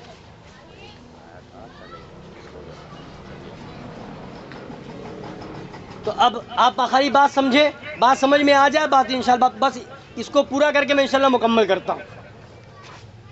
تو محبت کے تقاضے ہوتے ہیں، جس سے محبت ہے اس کے محبوبوں سے محبت ہونی چاہیے، اور جس سے محبت ہے اس کے دشمنوں سے نفرت ہونی چاہیے، اس کی برائی کرنے والوں سے نفرت ہونی چاہیے۔ مثال کے طور پر، مثال آپ سمجھیں، جب محبت ہوتی تو کیا ہوتا ہے؟ دنیاوی اعتبار سے آپ معاشرے میں دیکھتے ہیں، حالانکہ مثال دینے کے لیے وہ غلط چیز ہے، ایک نوجوانی کے عالم میں ایک نوجوان کو کسی لڑکی سے محبت ہو جاتی ہے تو کیا ہوتا ہے کہ اب جو اس کے دشمن ہیں اس سے نفرت کرنے لگتا ہے۔ اب محبت کا تقاضا کیا ہوتا ہے؟ محبت جب ہوتی ہے تو محبت کچھ قربانی بھی چاہتی ہے۔ محبت ہو جاتی ہے، باپ کہتا ہے بیٹا وہاں شادی نہ کر، دوسری جگہ تیرا رشتہ کر دیں گے، مگر بیٹا کہتا نہیں شادی وہی کروں گا۔ باپ کہتا گھر سے نکال دوں گا، وہ کہتا شادی وہی کروں گا۔ باپ بھائی کہتا ہے وہاں شادی مت کر، دوسری جگہ تیری شادی کرا دوں گا، مگر محبت ہو گئی تو کہتا نہیں وہی کروں گا۔ بھائی کہتا ہے اگر تم وہی شادی کرے گا تو میرا تیرا کوئی تعلق نہ ہوگا، کہتا ہے ٹھیک ہے کوئی تعلق نہ ہو مگر شادی وہی کروں گا۔ خاندان والے سمجھاتے ہیں کہ شادی وہاں مت کر، مگر وہ کہتا ہے محبت ہو گئی ہے شادی وہی کروں گا، خاندان سے الگ کر دیا جائے گا مگر شادی وہی کروں گا، گھر چھوڑ دیا، گھر سے نکال دیا جائے گا مگر شادی وہی کر۔ یہ کیا ہے؟ لوگ کہتے ہیں اس سے محبت ہو گئی، اب محبت قربانی چاہتی ہے، اس کی محبت میں گھر چھوڑنے کو تیار ہے، اس کی محبت میں بھائی کو چھوڑنے کو تیار ہے، اس کی محبت میں باپ کو چھوڑنے کو تیار ہے، اس کی محبت میں خاندان کو چھوڑنے کو تیار ہے، اس کی محبت میں علاقہ چھوڑنے کو تیار ہے، اس کی محبت میں شہر چھوڑنے کو تیار ہے۔ یہاں نہ رہ سکوں گا دوسری جگہ جا کر کے رہوں گا، یہاں نہ رہ سکوں گا دوسرے شہر میں جا کر کے رہوں گا۔ تو سنو، یہ دنیا کی محبت ہے، دنیا کی۔ جب تمہارے دل میں ایک دنیا کی محبت پیدا ہو جاتی ہے تم اس دنیاوی محبت کی خاطر گھر کو چھوڑنے کو تیار ہو جاتے ہو، باپ کو چھوڑنے کو تیار ہو جاتے ہو، ماں کو چھوڑنے کو تیار ہو جاتے ہو، بھائیوں کو چھوڑنے کو تیار ہو جاتے ہو، خاندان کو چھوڑنے کو تیار ہو جاتے ہو۔ تو جب ایک دنیا کی محبت میں تم ان سب کو چھوڑنے کو تیار ہو جاتے ہو تو سنو، یہ دنیا کی محبت محبت ہے دنیا کی، یہ دنیا کی محبت ہے، دنیا میں رہ جائے گی، یا آخرت میں کام نہ آئے گی۔ اور نبی کی محبت وہ ہے جو دنیا میں بھی کام آئے گی، قبر میں بھی کام آئے گی، حشر میں بھی کام آئے گی، جنت میں لے جائے گی تو نبی کی محبت لے جائے گی۔ تو سنو، جو محبت تمہیں یہاں بھی کام آئے، قبر میں بھی کام آئے، میدان محشر میں بھی کام آئے۔ اب اگر تم سے کہا جائے کہ بھائی کو چھوڑ دو، اگر گستاخ رسول ہو تو باپ کو چھوڑ دو، اگر گستاخ رسول ہو خاندان کو چھوڑ دو، اگر گستاخ رسول ہو تو اب بیٹھ کر کے بغلے جھانکتے ہو، اب ادھر گفتگو ادھر گفتگو، یہ کون سی بات کر رہے ہیں، یہ مولانا کون سی تقریر کر رہے ہیں، باپ کو کیسے چھوڑ دیا جائے، خاندان کو کیسے چھوڑ دیا جائے۔ تو سنو، یہ مولانا کے کہنے کی بات نہیں ہے، محبت نام ہی اس کا ہے۔ محبت کا چاہتی یہ ہے کہ جس سے محبت ہے ان کے دشمنوں سے نفرت کرو، اگر یہ نہیں تو ایمان ہی نہیں ہے۔ تو ایمان نام ہے نبی کی محبت کا، اور محبت دو چیزیں چاہتی ہے۔ محبت یہ چاہتی ہے کہ محبوب کے محبوبوں سے محبت کی جائے، محبوب کے دشمنوں سے نفرت کی جائے۔ جو تمہیں اپنے محبوب سے الگ کرنا چاہے تم اسے بھی اپنا دشمن جانو۔ اگر تمہیں کسی سے محبت ہو جاتی ہے، کوئی چاہتا اس سے الگ تمہیں کر دے تو تمہیں تمہارے دل میں اس سے نفرت ہو جاتی ہے کہ تو یہ میرے محبوب سے مجھے الگ کرنے آیا ہے۔ تو اے مسلمانوں، اگر کوئی تمہیں نبی کے سلام سے روکنے کی کوشش کرے تو تم اس سے الگ ہو جاؤ، اگر کوئی نبی کی تعظیم سے روکنے آئے تم اس سے الگ ہو جاؤ، اگر کوئی نبی کے جلوس سے روکنے آئے تم اس سے الگ ہو جاؤ، اگر نبی کے جلسے سے روکنے آئے تم اس سے الگ ہو جاؤ، اس لیے کہ یہ روکنے والا تمہیں ان سے دور کرنے آیا ہے۔ اور جو ان سے دور کر دے گا تو پھر محبت کیا رہ گئی، اور جب محبت نہ رہ گئی تو ایمان نہ رہ گیا، اور جب ایمان نہ رہا تو مسلمان نہ رہا۔ تو پتہ کیا چلا، محبت ایمان نام ہے نبی سے سچی محبت کا۔ اور محبت کے لیے ابھی میں آپ کو بتاؤں، درود پاک پڑھے، اللہم صلی علی سیدنا و نبینا و مولانا محمد معدن الجود والکرم وآلہ الکرام وابنہ الکریم و امتہ الکریمۃ وبارک وسلم۔ حضرات گرامی، یہ میری اور آپ کی بات نہیں ہے، یہ دیکھیے میں آپ کو بتاؤں، حضرت مجدد الف ثانی شیخ احمد سرہندی رضی اللہ تعالیٰ عنہ ہیں، جو سلسلہ نقشبندیہ کے بہت پائے کے بزرگ ہیں، بہت پائے کے بزرگ ہیں۔ نام میں اپنے رضوی لگانا، برکاتی لگانا، چشتی لگانا، نقشبندی لگانا، سہروردی لگانا تو آسان ہے، مگر بزرگوں کا درس کیا ہے، بزرگوں کا پیغام کیا ہے، اس پر عمل کرنا مشکل ہے۔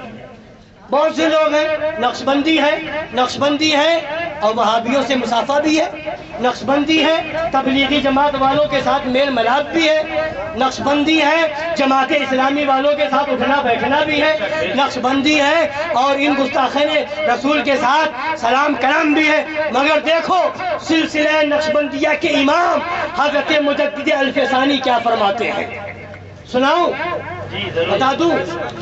فرماتے ہیں، ان کا قول سنیے، فرماتے ہر کسیرا در دل تمنائے امر اس، اب امور و تمنائے ای فقیر شدت نمودن اس، بدشمنان خدا جل جلالہ جل وعلا و دشمنان پیغمبر او علیہ وعلا آلہ صلاۃ و تسلیمات و احانت رسیدن اس، بئی بے دولتا و خار دانستن ایشارہ و آلیہ باطلہ ایشارہ و یقین میدانت کہ ہیچ عمل نزد حق جل وعلا ازی عمل مرضی ترنیز۔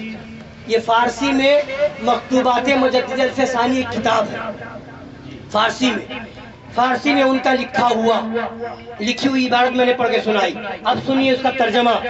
مجدد الف ثانی سلسلہ نقشبندیہ کے عظیم بزرگ اور عظیم امام کیا فرما رہے ہیں، یعنی ہر ایک شخص کے دل میں کسی نہ کسی بات کی آرزو ہے، ہر ایک شخص کے دل میں کوئی نہ کوئی تمنا ہوتی ہے، نہیں ہوتی ہے؟ کوئی تمنا کرتا ہے دولت مند بن جاؤں، کوئی تمنا کرتا ہے میری اولاد نیک بن جائے، کوئی تمنا کرتا ہے میری بلڈنگ ہو جائے، کوئی تمنا کرتا ہے میرا بہت بڑا بنگلہ ہو جائے، کوئی تمنا کرتا ہے میں بہت بڑا نیتا بن جاؤں، کوئی تمنا کرتا ہے کہ میں بہت بڑا بہادر بن جاؤں، کوئی تمنا کرتا ہے میرا نام دنیا میں ہو جائے، مجھے ہر ایک کی الگ الگ تمنا ہے، ڈاکٹر بن جاؤں، انجینئر بن جاؤں، پروفیسر بن جاؤں، مگر مجدد الفسانی فرماتے ہیں کہ میری دلی آرزو یہ ہے کہ اللہ رسول جل جلالہ وصلی اللہ تعالی علیہ وآلہ وسلم کے دشمنوں پر سختی و شدت کی جائے، جو نبی کے دشمن ان پر کیا کیا جائے؟ سختی کی جائے، شدت کی جائے، اور ان بد نصیبوں کو ذلت پہنچائی جائے، ان بد نصیبوں کو ذلت پہنچائی جائے، اور ان کو اور ان کے جھوٹے معبودوں کو رسوا کیا جائے۔ اور سنیے، یہ سب کیا جائے، وہابیوں، دیوبندیوں، تبلیغی جماعت والوں، جماعت اسلامی والوں، یہ وہ لوگ ہیں، جماعت اسلامی والے وہ ہیں کہ اس کے مولوی ابو العلا مودودی نے یہاں تک لکھ دیا کہ اجمیر شریف، کلیر شریف، بہرائچ شریف، بزرگوں کے آستانے پر جانا اتنا بڑا گناہ ہے، اتنا بڑا گناہ ہے کہ کسی مسلمان لڑکی سے بالجبر زنا کیا جائے وہ بھی کم ہے، یعنی زنا سے بڑا گناہ مزار پر جانا۔ یہ جماعت اسلامی والا لکھ رہا ہے، تبلیغی جماعت والوں کے جو ساتھ ہیں وہ لوگ لکھ رہے ہیں۔ اب بتاؤ، جو مزاروں پر جانے کو اتنا بڑا گناہ بتائے، کیا وہ ایمان والا ہوگا؟ بولیے، اور مزار پر جانا، اور سب سے بڑھ کر کے جو مزار ہے وہ ہمارے نبی کا مزار ہے، اور جس مزار پر جانے کی بات تو یہ ہے، نبی فرماتے من زار قبری وجبت لہو شفاعتی، جو میرے مزار کی زیارت کر لے اس پر میری شفاعت واجب ہو جائے۔ آج یہ وہابی اعلان کر رہا ہے، یہ لال رومال والا جو وہاں پر سعودیوں کی طرف سے کھڑے کر دیے جاتے ہیں، وہ اعلان کرتا ہے کہ مدینہ شریف جاؤ تو مسجد نبوی میں 40 وقت کی نماز پڑھنے کی نیت سے جاؤ، نبی کے مزار پر حاضری کی نیت سے نہ جاؤ۔ معاذ اللہ، معاذ اللہ، نبی کے مزار پر حاضری۔ اب سنیے، نبی کے مزار کی حاضری کی بات، اور یہ وہابی اور دیوبندی آج بھی حضرت شیخ مجدد الفسانی رضی اللہ، حضرت شیخ عبدالحق محدث دہلوی، جن کا مزار پاک دلی کی سرزمین پر ہے، دلی کی سرزمین پر مزار پاک ہے، جن کو نبی نے خواب میں بشارت دی، ہندوستان بھیجا، ہندوستان بھیجا، تشریف لائے، وہ ان کو ماننے کا دعویٰ یہ وہابی بھی کرتے ہیں، یہ بھی کہتے ہیں کہ ہم بھی شیخ عبدالحق محدث دہلوی کو مانتے ہیں، مگر سنیے، وہ شیخ عبدالحق محدث دہلوی رضی اللہ تعالیٰ عنہ جنہوں نے علم حدیث کو ہندوستان میں پھیلایا ہے، وہ مدینہ شریف گئے بخارا سے، اور انہوں نے ارادہ کیا کہ اب جو باقی زندگی یہیں رہوں گا، نبی کی بارگاہ میں رہوں گا پوری زندگی۔ کیوں؟ نبی کے روضے کی زیارت کروں گا، گنبد خضرا کی زیارت کروں گا۔ نبی خواب میں تشریف لائے، فرمایا اے عبدالحق ہندوستان چلے جاؤ۔ انہوں نے عرض کیا حضور میں اس لیے آیا تھا کہ جب دل میں شوق پیدا ہوگا نظر اٹھاؤں گا روضے کی زیارت ہو جائے گی، گنبد پاک کی زیارت ہو جائے گی۔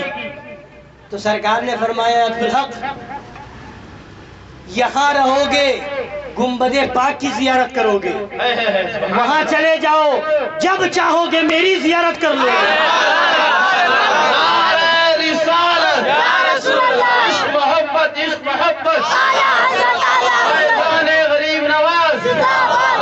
سبحان اللہ۔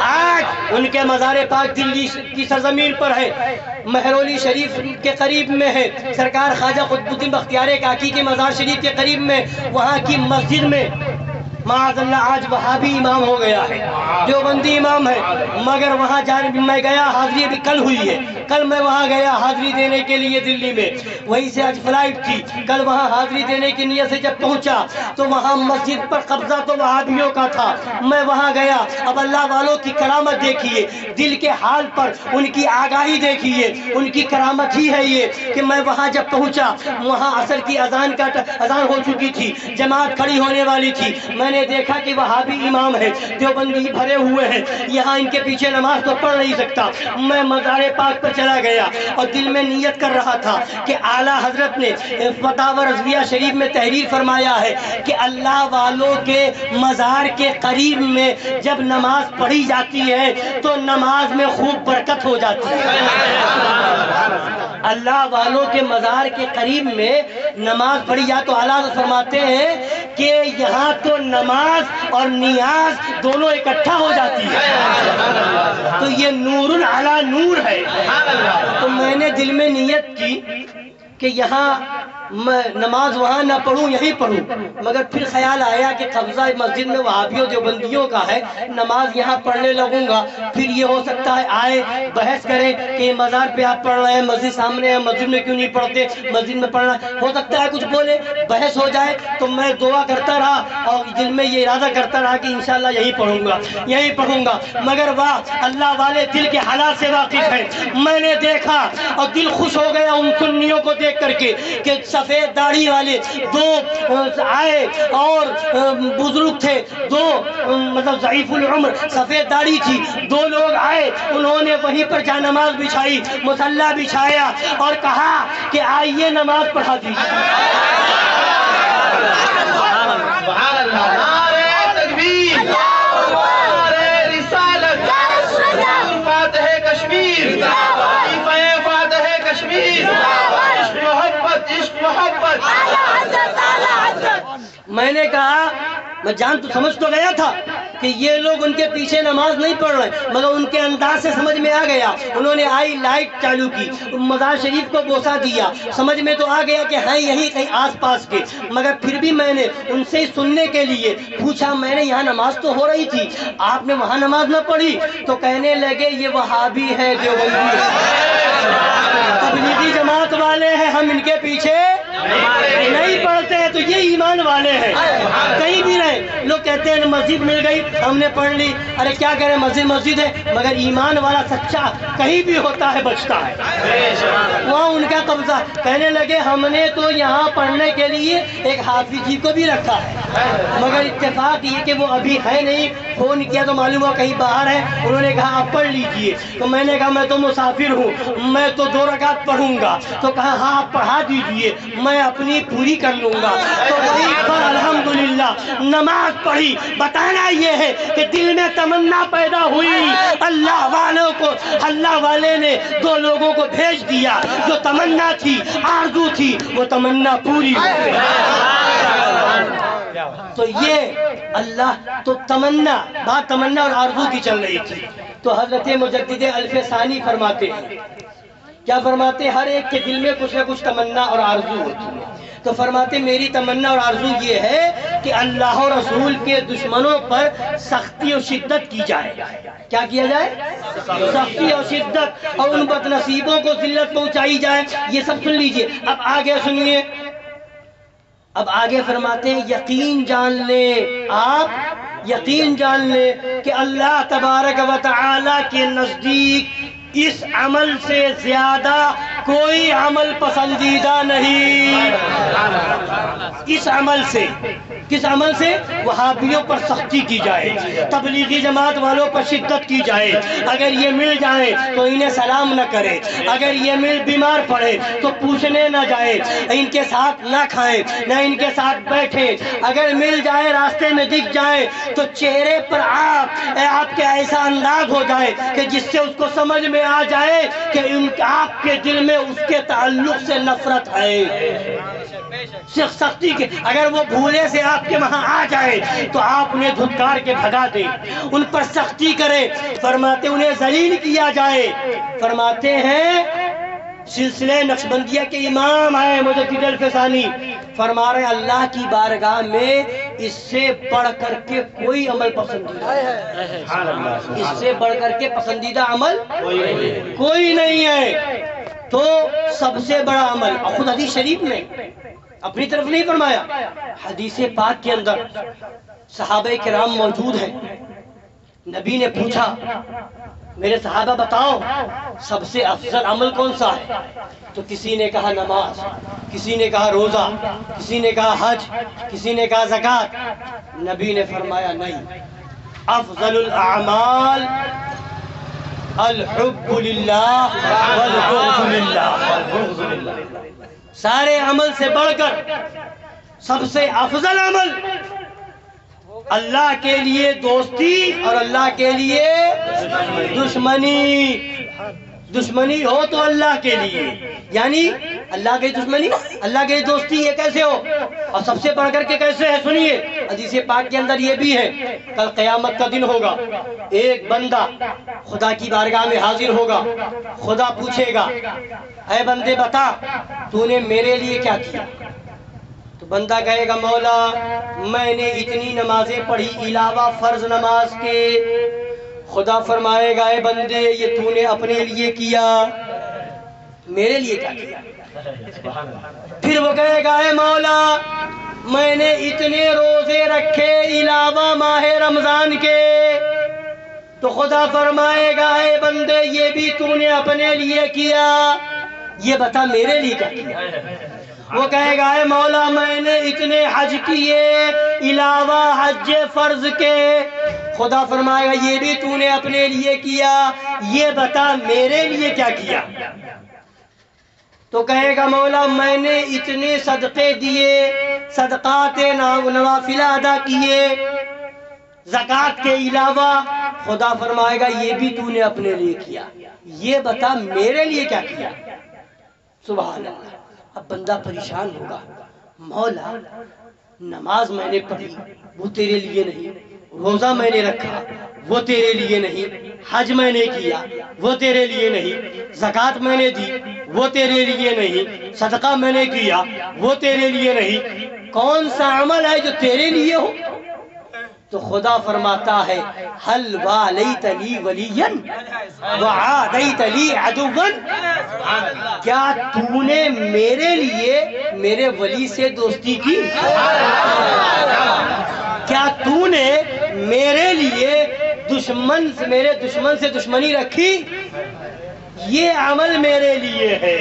اللہ والوں سے دوستی یہ اللہ کے لیے ہے، اللہ کے دشمنوں سے دشمنی یہ اللہ کے لیے ہے۔ یعنی جتنے دشمن خدا و رسول ہیں، جتنے کفار و مشرکین مرتدین ہیں، وہابی ہو، دیوبندی ہو، رافضی ہو، قادیانی ہو، تبلیغی جماعت والے ہو، جماعت اسلامی والے ہو، اہل حدیث ہو یا غیر مقلد ہو، ان سب سے نفرت، ان سب سے دشمنی اگر ہے تو یہ عمل کس کے لیے ہے؟ اللہ کے لیے ہے۔ اور سنیے حضرت مجدد الفسانی کی بات ہے، ایک اور بات سن لیجیے، بہت پیاری بات فرمائی، درود پاک پڑھ لیجیے صلی اللہ علیہ وسلم۔ سنیے فرماتے ہیں مکتوبات مجدد الفسانی میں یہ ہے، محبت خدائے عز و جل و محبت رسول او علیہ وعلا آلہ الصلاۃ والتحیات بے دشمنی دشمنان او صورت نہ بندت۔ اور آگے فرمایا تولا بے تورا نیست ممکن دریجہ صادق اس۔ یہ فارسی میں فرما رہے ہیں، کیا مطلب؟ فرماتے یعنی خدا و رسول جل جلالہ وصلی اللہ تعالی علیہ وعلا آلہ وسلم کی محبت ان کے دشمنوں کی دشمنی کے بغیر حاصل ہی نہیں ہو سکتی۔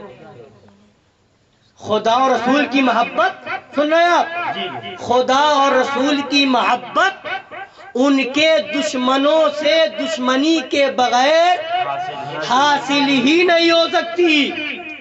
صرف یہ کہہ دو نبی سے بہت محبت ہے، وہابیوں کے ساتھ کھاؤ، نہیں۔ خود نبی سے بہت محبت ہے، دو بندیوں کے ساتھ چائے پیو، نہیں۔ نبی سے بہت محبت ہے، تبلیغی جماعت والوں سے رشتہ کرو، نہیں۔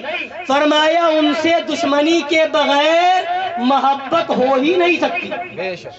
فرمایا تولا بے تبرہ نیست ممکن. تولا مانے محبت کرنا, تولا مانے, اور تبرہ مانے برائی کرنا. تبرہ مانے برائی کرنا, دشمنی کرنا. تو فرماتے تولا بے تبرہ نیست ممکن, یعنی محبت دشمنی کے بغیر ہو ہی نہیں سکتی. محبت دشمنی کے بغیر, محبت ہوگی تو دشمنی ہوگی. باپ سے محبت ہوگی تو باپ کو گالی دینے والے سے دشمنی ہوگی. ماں سے محبت ہوگی تو ماں کو برا کہنے والے سے نفرت ہوگی, دشمنی ہوگی. اگر کوئی کہے ماں سے بڑی محبت ہے اور جو چوراہے پہ اس کی ماں کو گالی دے اسے گھر میں بلا کر کے بٹھائے, تو بتاؤ کوئی ہے جو یہ کہے کہ ہاں اس میں ماں کی بہت محبت مانے گا؟ کوئی مانے گا اس بات کو کہ ماں سے بڑی محبت کرتا ہے؟ ہر کوئی کہے گا ماں سے محبت ہوتی تو یہ اس کی ماں کو گالی دیتا ہے, اس سے دوستی نہ کرتا, اس سے دوستی نہ کرتا, اس سے علیحدگی اختیار کرتا, دور ہو جاتا, نفرت کرتا, اسے گھر میں نہ بلاتا, اسے چائے نہ پلاتا. پتا کیا چلا؟ محبت ہوگی تو دشمنی ہوگی. جس سے محبت ہے اس کے دشمن سے, اور اگر نہیں ہے تو محبت میں کیا ہے؟ اگر وہ ایسا نہیں ہے تو محبت میں جھوٹا ہے. اگر ایسا نہیں تو لاکھ دعویٰ کرے, مگر ایسا نہیں تو محبت میں, تو دشمنی کے بغیر محبت ہو ہی نہیں سکتی. تو جسے, اب سنیے جملہ, پتا چل گیا محبت یہ ہے کہ محبوب کے محبوبوں سے محبت ہو. محبوب ہمارے آقا اور ان کے جتنے محبوب ان سب سے محبت ہو.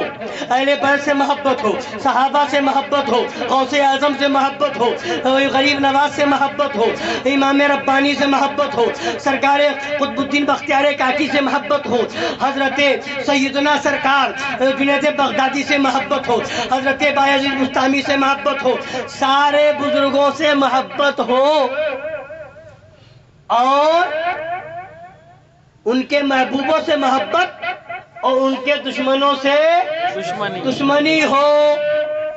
یعنی وہابیوں سے دشمنی ہو, دیوبندیوں سے دشمنی ہو, تبلیغی جماعت والوں سے دشمنی ہو, جماعت اسلامی والوں سے دشمنی ہو. محبت ہوگی تو ان اللہ والوں, نبی سے محبت ہوگی تو ان سب اللہ والوں سے محبت ہوگی, اور نبی سے محبت ہوگی تو ان تمام دشمنان رسول سے دشمنی ہوگی. جب ایسا ہوگا اور جب اللہ والوں سے محبت ہوگی تو غوث اعظم کی 11ویں بھی کرو گے, اللہ والوں سے محبت ہوگی تو غریب نواز کی 6ٹھی بھی کرو گے, اللہ والوں سے محبت ہوگی امام جعفر صادق کی فاتحہ بھی جلاؤ گے, اللہ والوں سے محبت ہوگی تو یوسفین شریفین حاضری دینے بھی جاؤ گے, اللہ والوں سے محبت ہوگی تو ان بزرگوں کے آستانے پر جاؤ گے. یہ محبت کی نشانی ہے, یہ سب محبت کی نشانی ہے, اور محبت دشمنی کے بغیر نہیں ہو سکتی. تو جب ادھر سچی محبت ہوگی, جتنی اچھی محبت ہوگی, جتنی زیادہ محبت ہوگی, وہابیوں سے اتنی ہی نفرت ہوگی, دیوبندیوں سے اتنی ہی نفرت ہوگی, تبلیغی جماعت سے اتنی ہی نفرت ہوگی. اور اگر نہیں ہے تو اعلیٰ حضرت کے بھائی استاد زمن فرماتے ہیں, ان کے دشمن کا جو دشمن نہیں سچ کہتا ہوں. ان کے دشمن کا جو دشمن نہیں سچ کہتا ہوں. دعویٰ بے اصل ہے, جھوٹی ہے محبت تیری. تو محبت ہوگی تو دشمنی بھی ہوگی, بغیر دشمنی کے محبت. تو محبت کو سمجھ لیا آپ نے؟ یہ مجدد الف ثانی فرما رہے بغیر دشمنی کے محبت. تو نبی کی محبت ہوگی تو وہابیوں سے دشمنی ہوگی, نبی سے محبت ہوگی تو دیوبندیوں سے, نبی سے محبت ہوگی تبلیغی جماعت سے. تو محبت کو سمجھا آپ نے؟ محبت ہوگی تو دشمنی ہوگی. اب ان لوگوں کو بھی سمجھا سکتے ہیں جو کہتے ہیں کہ ارے اسلام تو بڑی نرمی سے پھیلا ہے, اخلاق سے پھیلا ہے, محبت سے پھیلا ہے. تو پہلے محبت کو سمجھو. محبت سے پھیلا ہے, اخلاق سے, خلق سے پھیلا ہے, مگر اس کو سمجھو تو کہ اخلاق ہے کیا؟ نبی سے بڑھ کر کے کسی کے پاس اخلاق ہے؟ نبی سے بڑا کوئی اخلاق والا ہے؟ صحابہ سے بڑا کوئی اخلاق والا ہے؟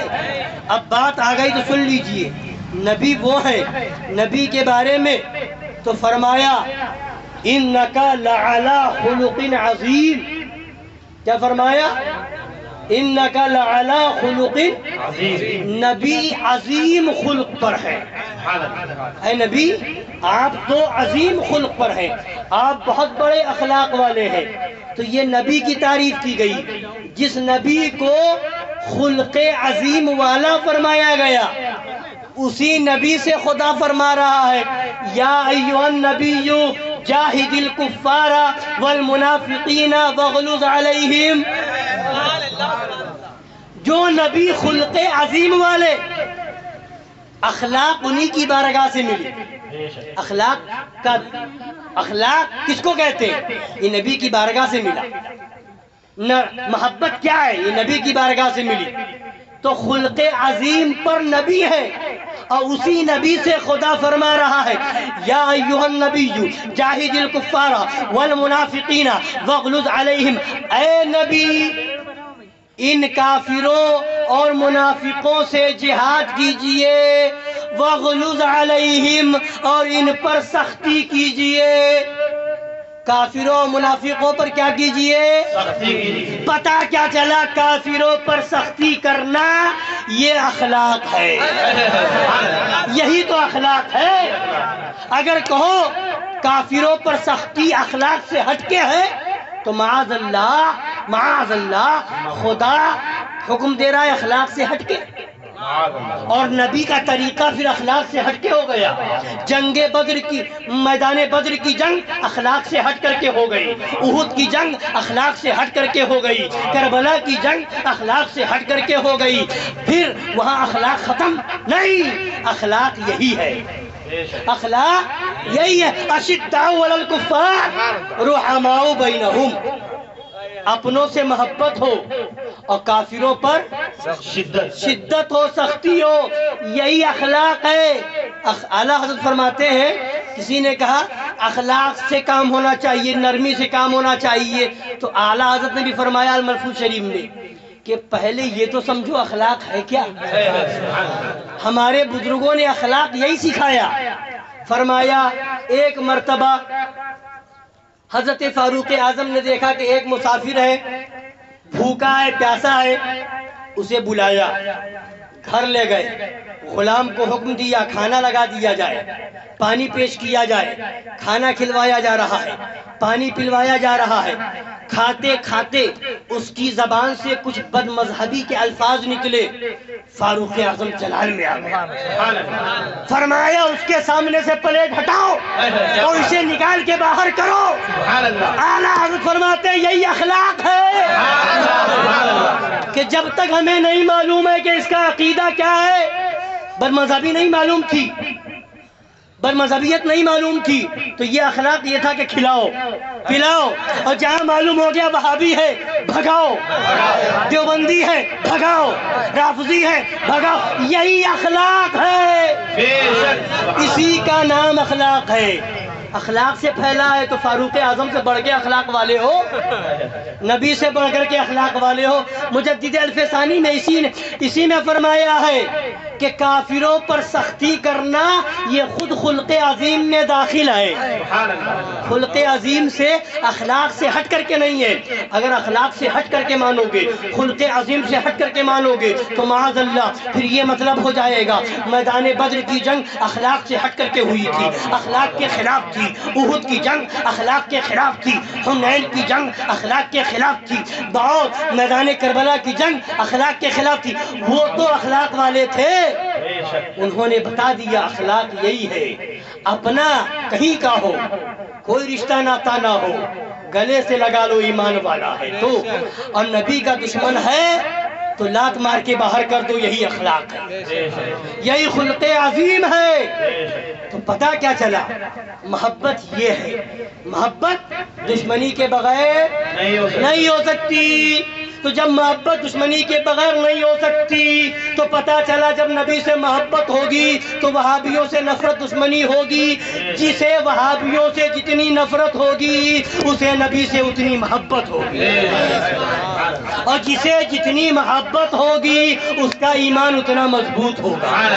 اور جو جتنا, تو اب آپ نے سمجھ لیا ایمان محبت رسول کا نام, اور محبت رسول یہ ہے کہ وہابیوں سے نفرت ہو, دیوبندیوں سے نفرت ہو. جب یہ ہے تو محبت ہے, اور جب یہی نہیں وہابیوں میں بھی کھا رہا, دیوبندیوں میں بھی کھا رہا, نجدیوں میں بھی کھا رہا ہے, تبلیغی جماعت میں بھی کھا رہا ہے, وہ بھی شادی میں آ رہا ہے, کوئی فرق نہیں پڑ رہا ہے.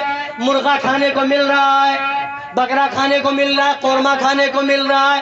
سنو, ہم ایسے کھانوں پر پیشاب بھی نہیں کرتے.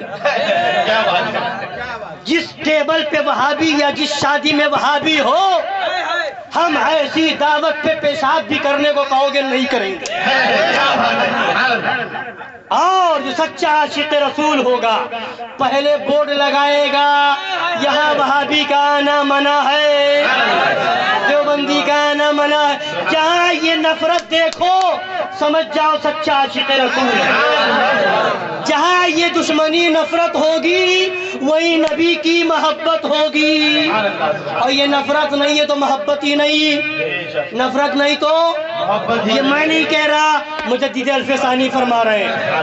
نفرت نہیں تو محبت, اور محبت نہیں تو ایمان, اور ایمان نہیں تو ایمان والا. نماز بیکار, روزہ بیکار, حج بیکار, داڑھی بیکار, ٹوپی بیکار, سجدہ بیکار.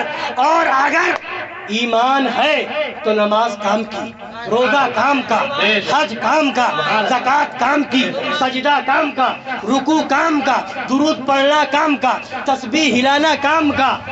تو جب ایمان ہے تو سب کام کی چیز, اور ایمان نہیں تو سب. اور ایمان کب؟ جب محبت, اور محبت کب؟ جب وہابیوں سے نفرت.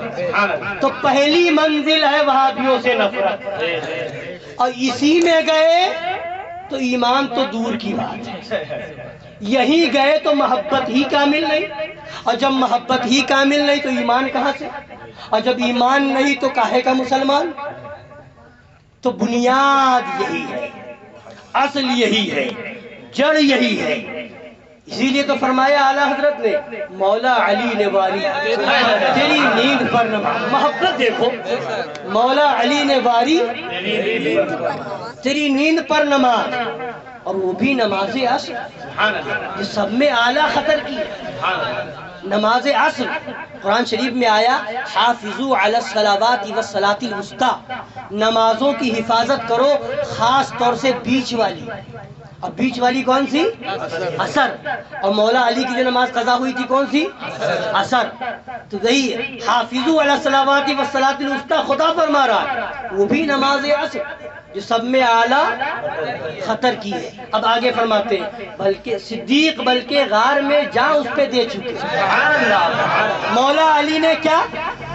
مولا علی نے واری تیری نیند پر نماز, اور یہاں صدیق بلکہ غار میں جان اس پہ دے چکے. اور حفظ جان تو جان فروز غرر کی, جان کی حفاظت تو سب سے بڑھ کر کے ہے نا. یعنی اگر کوئی جہاں کہیں خطرہ ہو جان چلی جائے گی, نماز پڑھیں گے تو اب حکم یہ ہے کہ اب نماز نہ پڑھے, جان بچائے. اگر خطرہ ہے کہ روزہ رکھیں گے جان چلی جائے گی تو حکم یہ ہے کہ روزہ نہ رکھے جان بچائیں.